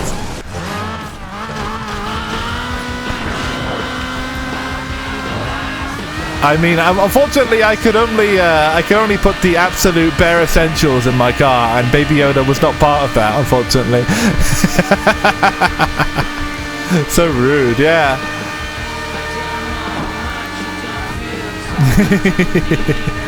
I know. I'm such a bad brother. I should have brought him.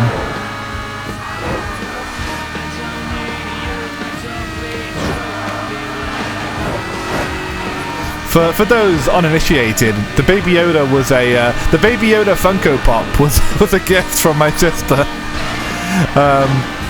I think last year, possibly. No, I think it was the year before even. And it is the only Funko Pop I own, and the only one I will ever own. And I was simply too polite to refuse it, so I took it.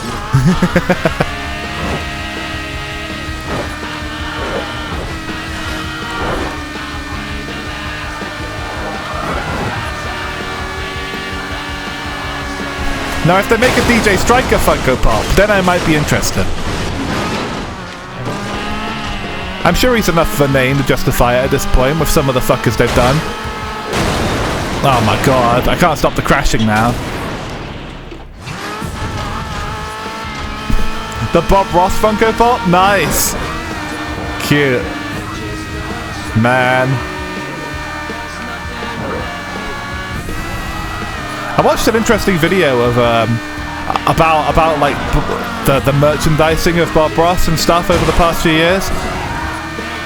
And apparently it was a pretty messy situation where like his family and his son and all that actually lost the rights to use his own name because of some contractual shit that Bob Ross was tied up in before he died, where essentially like this random company kind of owned his name and likeness and could basically do whatever the fuck they want with it, license it out to every other piece of tat like that.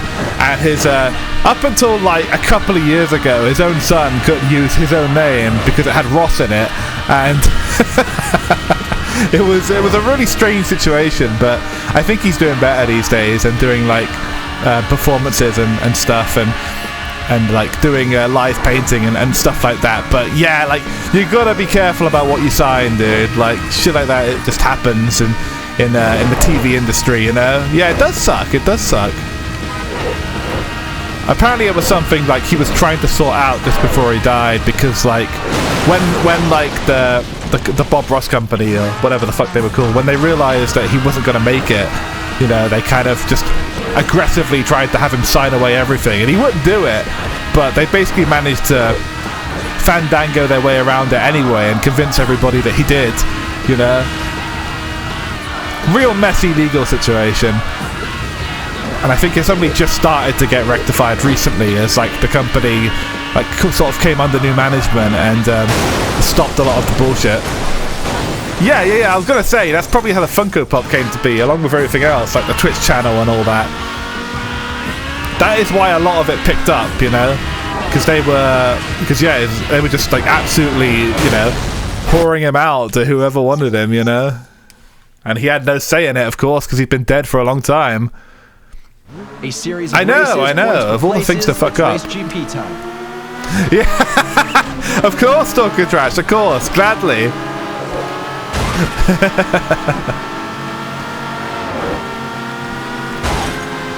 But yeah, part of the situation was that it was a piece of paper he signed so that he could like sell art supplies and stuff, like back in his prime, you know, when he was on TV and stuff, and like it extended past his death somehow, and like they just owned everything, you know, and they would send like, you know, threatening legal letters to his family and stuff, and you know, essentially they owned more of him than anybody that knew him did. It was but that's what can happen in business sometimes, you know. It's fucked up. But yeah, Bob Ross himself is great. I very much enjoy putting him on and painting along with him. Actually, Mono's been doing Bob Ross streams occasionally. Bob Ross style streams, I should say, painting landscapes and stuff, and it's very relaxing.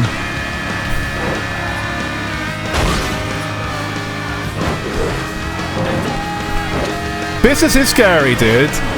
And the thing is, like, Bob wasn't an idiot. He didn't sign a piece of paper that, like, had that on it. He just, like, wasn't able to, like, get it reversed in time, you know? He signed some shit that, like, I guess he didn't know extended, like, past his like, actual life, you know? There must have been some, like, really scary fine print in there or something, but it was a messed up situation.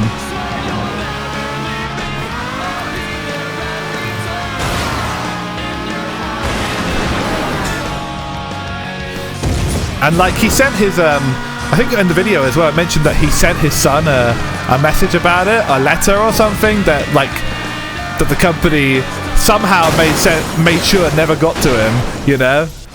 So like his attempt to get it sort of reversed by his family like was never able to happen because they kind of circumvented his fucking mail and shit like that. The fucking the political intrigue and the whole thing is insane, you know. I don't remember exactly what the video was called, but there was like a whole spider web of bullshit about like how much they fucked him over before he died, just before he died, and then they were able to sort of make so much money off of him in the like, next 20 years, you know. But yes, business is scary, you know. Be 100% sure that you are not signing your entire life away when you before you die, you know. Make sure your family actually has some money left that they're actually going to get. 18-wheelers on the freeway, crazy taxi drivers, and of course the signature three-wheel. It's just crazy, like how ruthless people can be in that regard, you know. Like. It's getting kind of rare to see as like PR becomes more of a thing, but you do get those cases like that where like, yeah, they just didn't give a fuck, you know. They were making that money no matter what.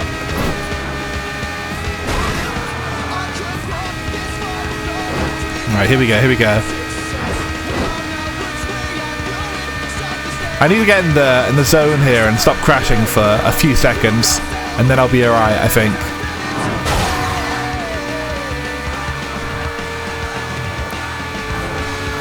Da, da, da, da, da, da, da. Die! Nice. PR or not people will still be scumbags. Yeah, exactly. Oh, dude, PR is just like, yeah, people will be scumbags anyway. PR is just a smokescreen, of course. Damage control and all that, but like, there's an era of business where even that was like not much of a thing, you know? Like, the stuff that's kind of under the radar that you don't necessarily think about. Like, you know, the people selling packs of paint and stuff. You know, you don't necessarily think, oh, who are they, you know? So there's certain businesses that can get away with a bit more, you know, especially back in like the 80s and 90s and stuff. I passed out on the beach. I don't know what happened. I saw a lady in a bikini. I have a headache. Keep the volume down. But dude, like, yeah, bad PR is very powerful these days, you know?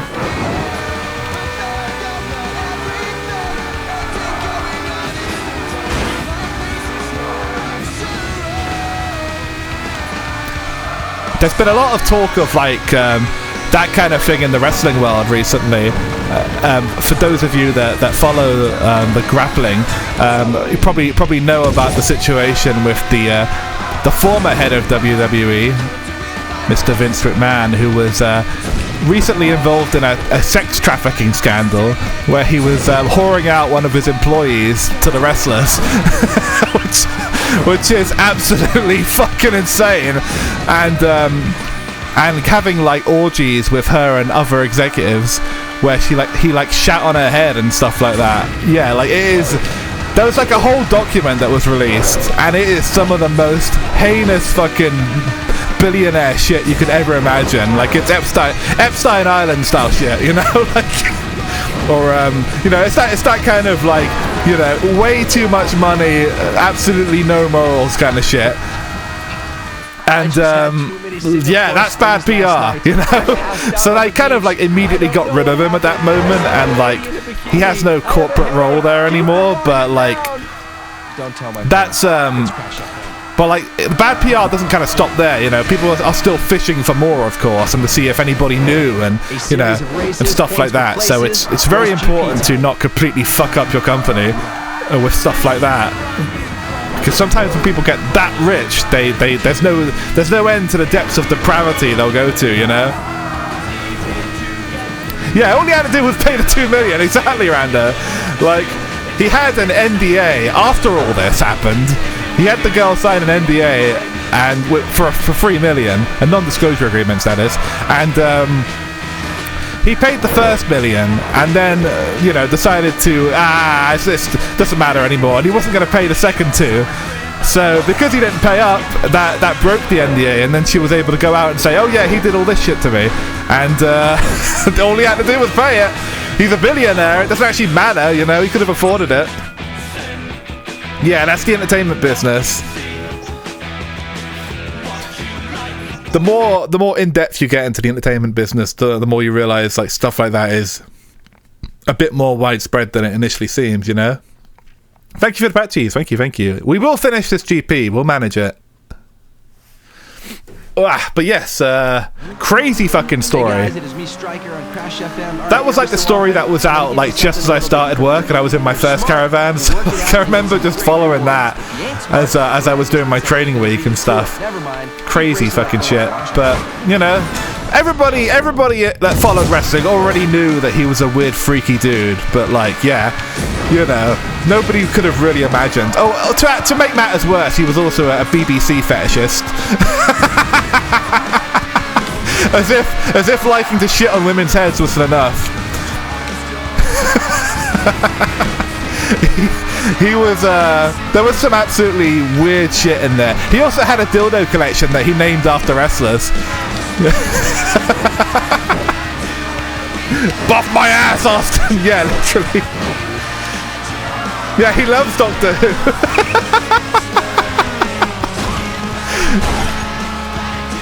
So yeah, one of the things that the girl mentioned in the statement was that he has a collection of dildos that he'd use on her, but they were all named after wrestlers. So he'd be like, "Oh, we're gonna use Stone Cold on you tonight." It's like, what the fuck is with this guy? It was total cartoon shit, but you know, obviously it's a horrible situation because she, you know, had no say in any of it. But still, it's like the guy was fucking whacked.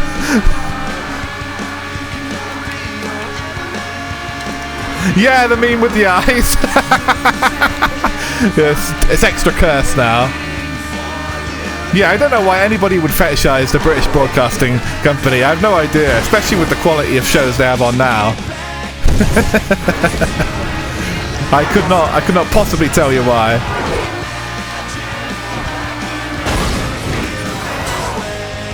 Most normal VTuber fan. Oh yeah, definitely. He fit right in.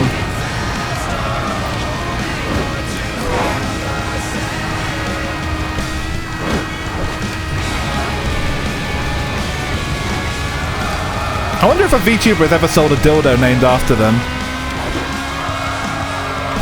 Maybe that's a future marketing idea for somebody. I'm sure somebody's done a fleshlight before. That seems too obvious, you know. Oh, exactly, Rando. It's so absurd that it's like it's almost hard to see it as like a real situation that happened. You know what I mean? But it was, you know. He was always kind of playing, you know, the character of a sex-crazed, you know, billionaire on screen. But like, yeah, the reality was actually more than what he was playing up on screen. You know, it's like he was selling it short, if anything. So. Yeah, as a wrestling fan, it's absurd, you know. But as a regular person reading it, it's fucking horrible, you know. And apparently, yeah, it does not stop there. Of course, more allegations came out afterwards, and you know, the shit is currently flying everywhere. And yeah, it's no real surprise, but also. Like, far worse than you could have probably imagined, you know? The only good thing the BBC has done lately was putting Top Gear out of its misery. That's true! They did finally pull the plug on Top Gear. Thank God. I thought they'd never actually get the message, you know, even though it was doing like no ratings, you know, and nobody liked it anymore. I don't know what finally caused them to have the epiphany, like, oh well, you know, maybe we should actually get rid of this, considering, you know, nobody's watching it and nobody considers this the real Top Gear. I've never seen some beautiful cars stacked in one place. Great work, everyone. Hopefully Doctor Who is to come next, because that show hasn't been good for a long time either.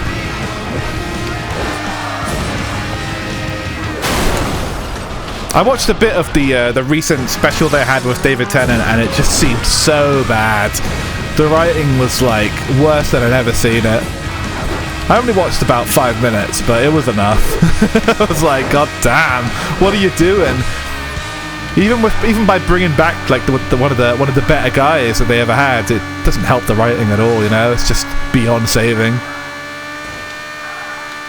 Okay, we got a nice comfy second right now. Can I make it to the finish line? Can I make it? Can I make it?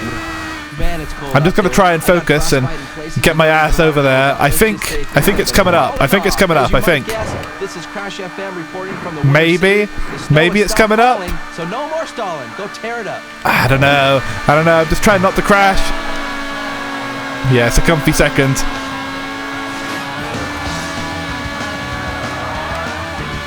Okay.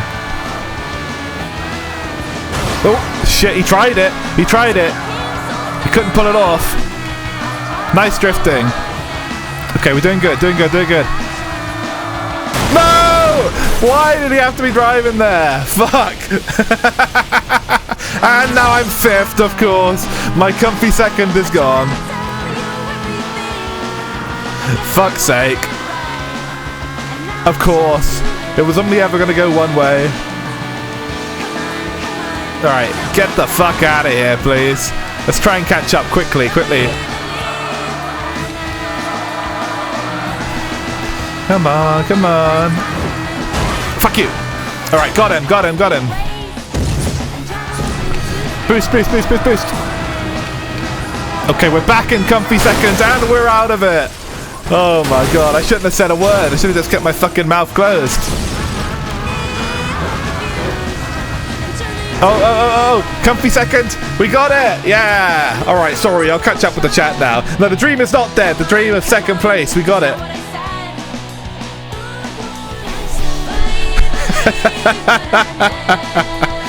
Wonder if he had one named after John Cena and it was invisible. Well, that'd be worth doing just for the meme.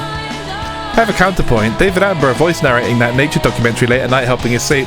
That's true, but I'm pretty sure David Attenborough does work for other people besides the BBC, I think. I'm sure he does some other stuff. So weird that he's 90 and still absolutely ripped. I think he has his own. He has like his own personal story stash, I'm sure. Was Top Gear good? In its day it was, yes, very much so.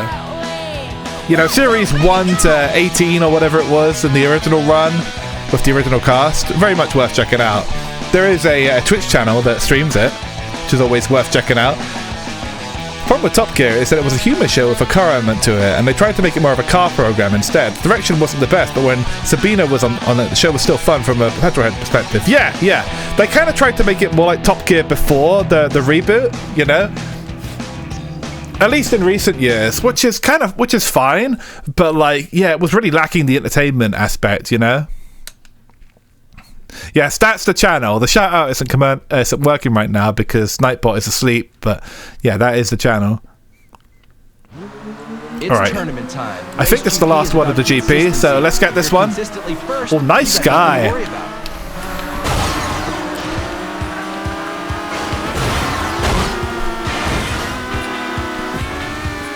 It's a very comfy skybox up there. Oh, come on.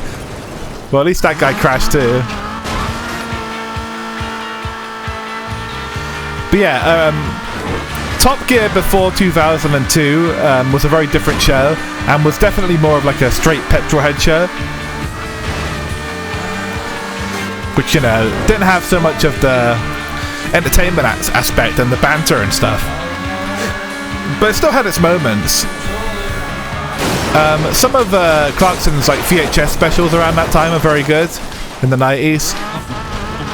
And some of the appearances he did on Top Gear were like that were just kind of one-off appearances were very good. But like, generally speaking, as a show, it was still very much aimed at that demographic, you know? Whereas I think in 2002, it kind of became the biggest show going in that particular run, because it had a more general appeal, you know? You didn't have to know that much about cars to enjoy it. Yeah, exactly.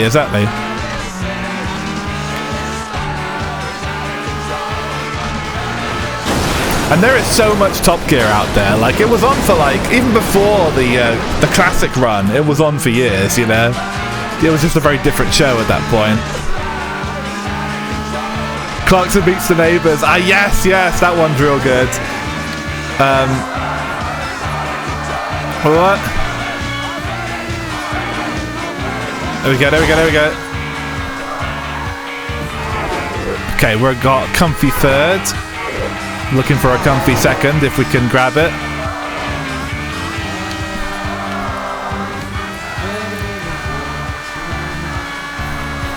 Yeah, the Clarkson specials are they're pretty easy to find if you can find the general Top Gear torrent, but they have the same kind of style to them as you'd expect from like the Grand Tour specials these days.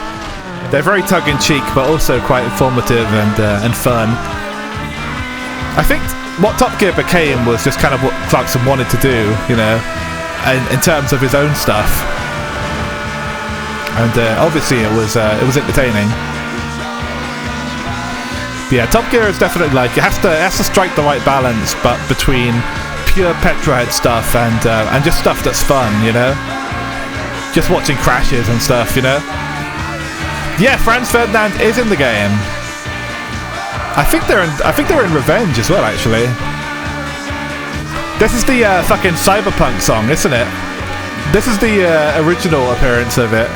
It's actually around the time it came out. I think it was on their first album.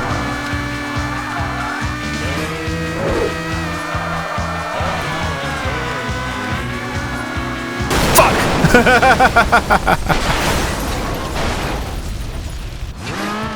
All the way to the end of Series 22. Nice. Hell yeah. Excellent. You're an OG mechanic, Cat, for sure. I think I have I have everything up to 22.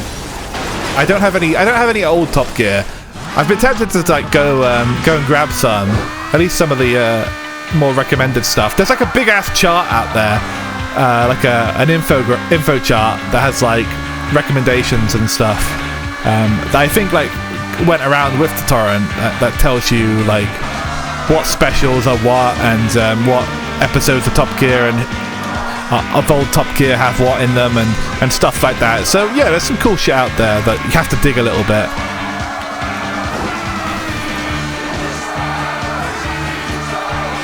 Burn the city.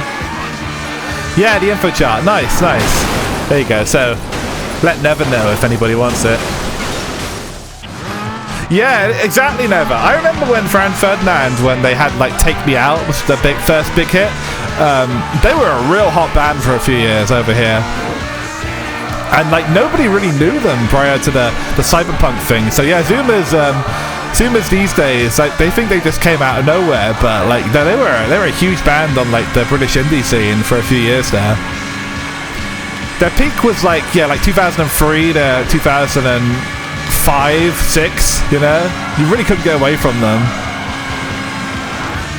And then they kind of just disappeared, like a lot of bands from around that time did. They basically either change around that time. You basically either change your sound or you disappear. You know, the Arctic Monkeys were another one who were really big around the same time. But like they ended up changing their sound and kind of becoming even bigger, but becoming like a bit bigger in the States and like it's having a different kind of vibe to them. But like I am quite partial to that kind of mid 2000s British indie rock. The Strokes as well, another case. Some good stuff, and this game has a lot of it, thankfully. The Futureheads are another one. Like that fucking band. They barely existed. They were big for like 6 months over here, but they still managed to get in the game. So good for them. Yeah. Oh, okay, we got a third. Third's okay. I think we'll still be alright. I even have some extended versions and specials. Pretty good shit. Got from Reddit. Some dude they're making an amazing job preserving all this. They are. It's one of the best preservations I've seen. Modern gear started out trying to be like popular gear, but it missed the passion for cars. Yeah. The Arctic Monkeys suck ass. I mean, they're mod now. That's what I mean. So the Arctic Monkeys. All right, I'll defend their early stuff. I'll defend like their first album and their first EP. They were good then, but that was a long time ago. That was a long time ago. So it's all right, you know. But in the era of like, you know, cheap indie rock and all that, produced with a budget of like $5 or a fiver, £5 over here. They were good in that era, but like, yeah, their modern albums don't do anything for me either. You know, the whole sound that they kind of broke into the US with doesn't really do anything for me, but good for them, you know. I watched an interesting mini documentary on YouTube about them a while ago, about like how they sort of they weren't one of those like late night talk shows in America, and just for some reason became inexplicably popular from there, and that just kind of led to their more pop music sound of today. A bit like Fall Out Boy, I suppose. They sound nothing like they used to also. Yeah, their early albums are okay. I like I Bet You Look Good on the Dance Floor and stuff like that. It's chav rock basically, you know. It's fun, you know. It's just a bunch of you know, teenage angst and stuff, but in a very sort of British twang, you know.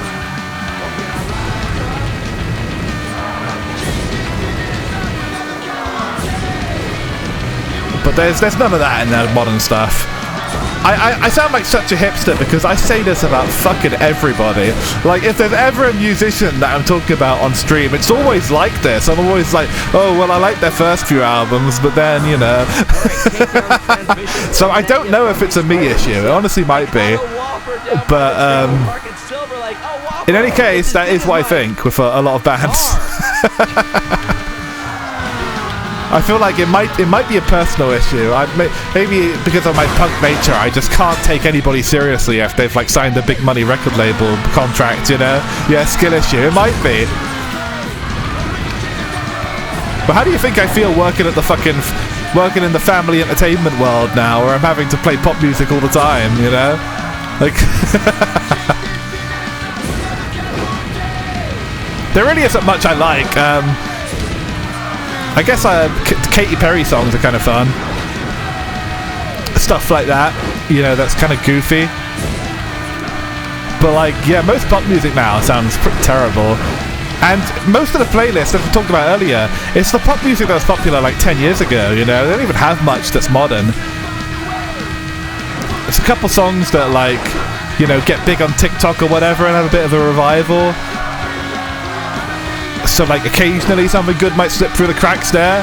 Hello, sir. Hello. I am indeed. Welcome.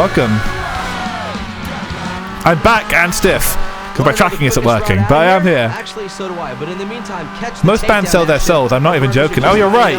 That is the nature of the beast, you know. It's also the nature of the business. Like, they get swallowed up by, you know, executives essentially that dictate the direction they need to take and stuff like that. A lot of the time, the band themselves don't have much say in it, you know, which is the sad truth of the music business. They've just got to make their money somehow. Yeah, execs do ruin everything. They do. I mean, come on, we're all VTubers and VTuber fans. Like, we know how it is. I'm sure the Niji Sanji situation tells you how much you need to know about politics and executives and people just fucking you over because you signed some contract, you know? Like, yeah, it's music business and the entertainment business. It's all the same, you know? People will do that stuff to you.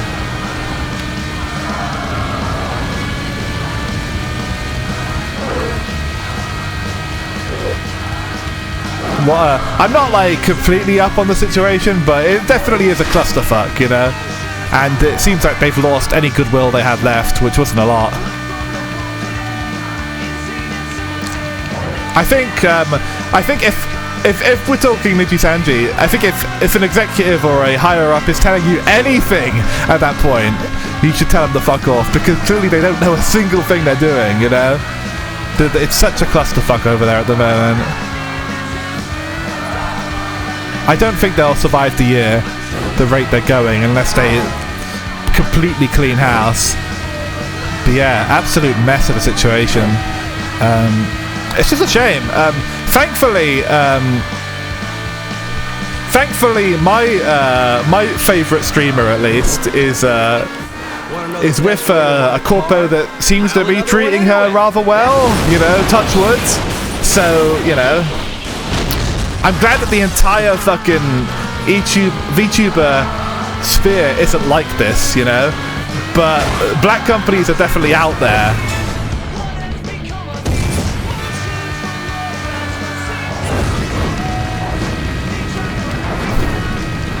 Okay, hold on.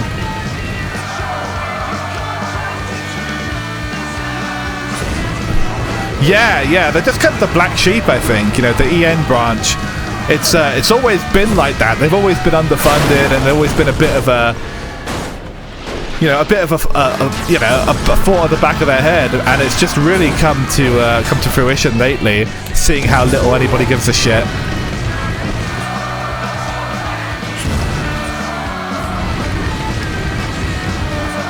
Ah, shit. Yeah. I saw a meme about their lawyers earlier. They've literally got to be absolutely losing it lately, because people just keep making it worse. You know, they won't stop talking.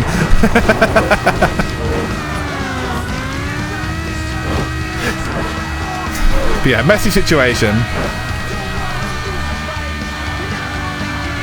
Fuck! Oh, dude, we're fourth. That's not good.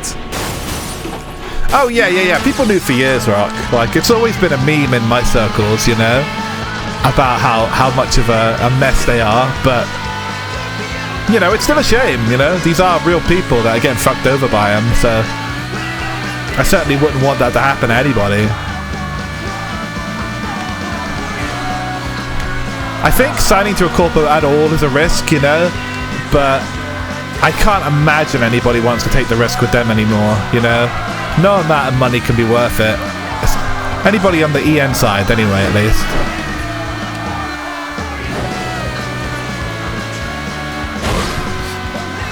It's like it's similar to like signing a major record deal or something, you know? Like, you are giving up an element of your freedom for the sake of making money. It'll never be as purely you as something that you produced as an indie would be, but there's still a balancing act, you know, and there's still an element that corpos should be expected to actually, you know, listen to their talents and make them happy and work with them. And yeah, if they're not willing to work with you and they're not willing to compromise on anything, then it's just not really an agreeable situation for anybody. I'm glad that more corpos are cropping up that you know, are filling the void a little bit. There's a bunch of them on YouTube now. I saw like Mono was doing like a karaoke relay the other day where she was throwing to all kinds of little mini corpo tubers and stuff. And there's a ton of them that are like doing fine, you know. They're on the smaller end, of course, but like there's a lot of like mini corpos and stuff out there that if you like that kind of style, and you don't necessarily want to go to the indies, there's other choices, you know. There's no particular reason anybody should be like really sticking with Niji Sanji no matter what, you know. Anyway, let me catch up with the chat. I was focusing for a bit there. Talent's got to learn to tell someone to fuck off, tell them to step back and literally fuck their own face. Yeah, very true. What annoys me the most is people acting surprised that Niji. Yeah. Feel bad for Niji's lawyers. Hololive wins by doing nothing. Very true. Yeah, it's a management issue. And would you consider buying night vision? Maybe. I've heard it's. I haven't really looked into it that much yet, but I might if I like what I see. I'm very much out of the loop on the Niji Sanji thing. Yeah, me too, kind of. I've been too busy working, but I know roughly what it is. You know. It's basically what you'd expect. It's them being lazy fuckers and costing one of their talents a lot of money because they were, didn't give a shit, basically. And basically, she left, and it all kind of went to shit. Well, she didn't really leave. I think she more got fired, but it is what it is. It's one of those situations. It's a mess, and it's just kind of it's people already know. Like, Niji Sanji's been doing that forever. Like, they've been bleeding talent forever, so it's just more of the same. More of the same, but I think it was a straw that broke the camel's back for a lot of people, so people are kind of up in arms about it. The victim has lawyered up, so she's ready. Nice. This is what Aris and Malda keep streaming. Don't want to do anything else.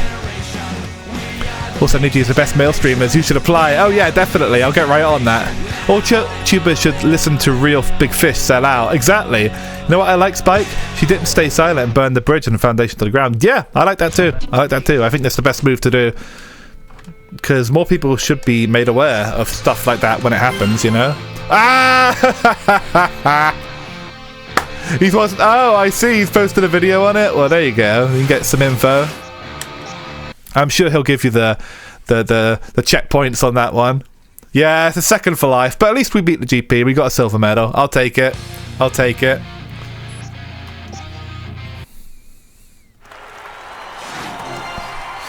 Oh, we completed the Burnout race store. And yes, hello, hi, sir. Okay, so there we go. That was a little bit of Burnout free for you this evening. I will be back hopefully tomorrow night. I'm going to try and do something for Valentine's Day. If I can't, I'll tweet. It might be just I'm too fucking tired after work, but I'm going to give it a shot. I want to try and get into the rhythm of streaming after work, even though it will be like midnight. So it'll be like an hour before now that I probably start streaming. Maybe. I'm still kind of figuring this out because I'm in a new place, a new job and all that. It might not be the smoothest thing for a while, but I'm not like burnt out or anything. I do want to keep streaming, keep it regular, even if it's a like slightly odd days and stuff. Yeah, exactly. They kind of can't put it well. That's how it is, and that's fine. Let them burn their own foundation down. Yes, good to see everybody else as well. Great to see all you guys. I hope you had a nice time with me today. So, if I can do a stream tomorrow, which I hope to be able to, it will be a classic of our time. Give me a second.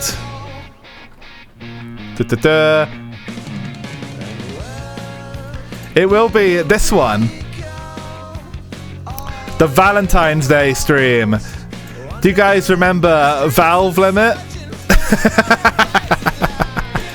This is a racing game where you have a partner in the car with you. Oh fuck, I do. You remember it? Nice. The flames make it go faster. That's right. So this is one of the few racing games I've played where having a partner is part of the thing, and if you race well, you get a kiss from your partner. But there's some other problems with this game. Namely that the voice clips in it are like so infuriatingly bad, and everybody has a dumb British accent in the game, just like me. So this is what I would call a Spike classic that we are revisiting for Valentine's Day tomorrow.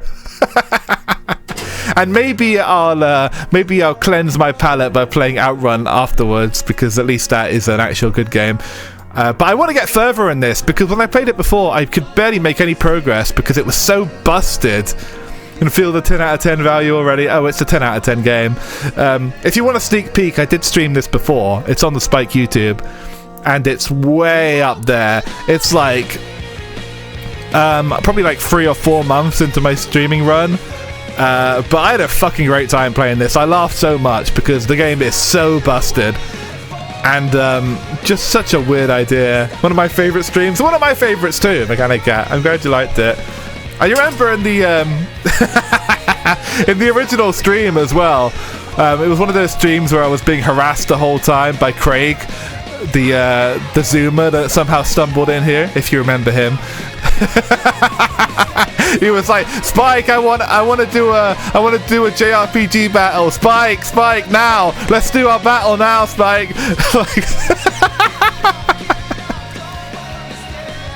Yeah, that is fucked up, and that is like, that's kind of the lawyer situation that Mechanic Cat was talking about earlier. I don't think that's a smart thing to say.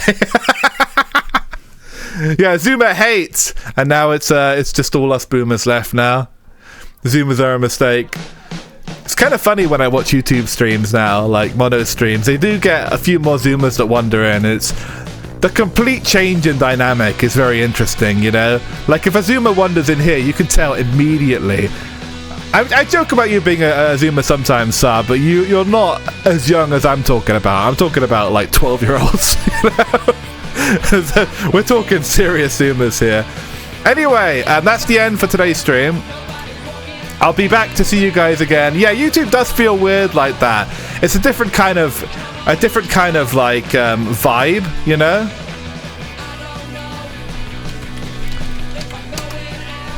Bow, bow. Oh, I have to log back into Twitch. Jesus Christ. Sending me a fucking text message. Hold on. 294. There we go. Alright, got my shit. Come on. Alright, we're in. Alright, let's cook up a raid. Holy shit. The 22nd of September 22nd of September 2021. I hate to say it, that was we're going on nearly 3 years ago. That was at least 2.5 years ago. Disturbing. Zoomers aren't the problem. The corpos ruining the planet, the internet, and all the entertainment that the impressionable Zoomers consume is the problem. Yes, dudes. When I was in the stage box yesterday, there were a bunch of Zoomers sat on like a nearby table. This was like I was prepping the lights and stuff, you know, programming them in, and they were just. I could hear them. I could hear the TikToks they were watching, and it was just like a constant stream of noise. You know, like they'd scroll, and it plays something else for 5 seconds, and then plays something else. It's complete mania, dude, and I can't imagine what that's doing to the Zoomer mind. You know, I could never like have a TikTok. You know, I wanna sit and watch something like one by one, but it's just constant scrolling and constant like music blasting at you. You know. Oh yeah, of course, Mandy, of course. Maybe that was the better way to grow up, you know. But yeah, they're not the problem themselves, but certainly the shit that they're exposed to is not good for them. I dare say. But then again, every generation said that, but I'm still gonna say it.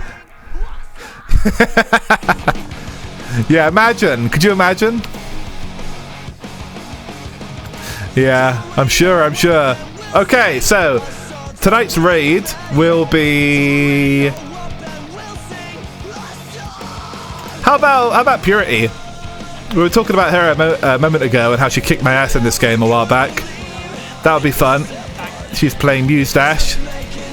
Anime is cringe and bad for you, so I've heard. Alright, so thank you all for joining me tonight. I'm going to try and stream again tomorrow.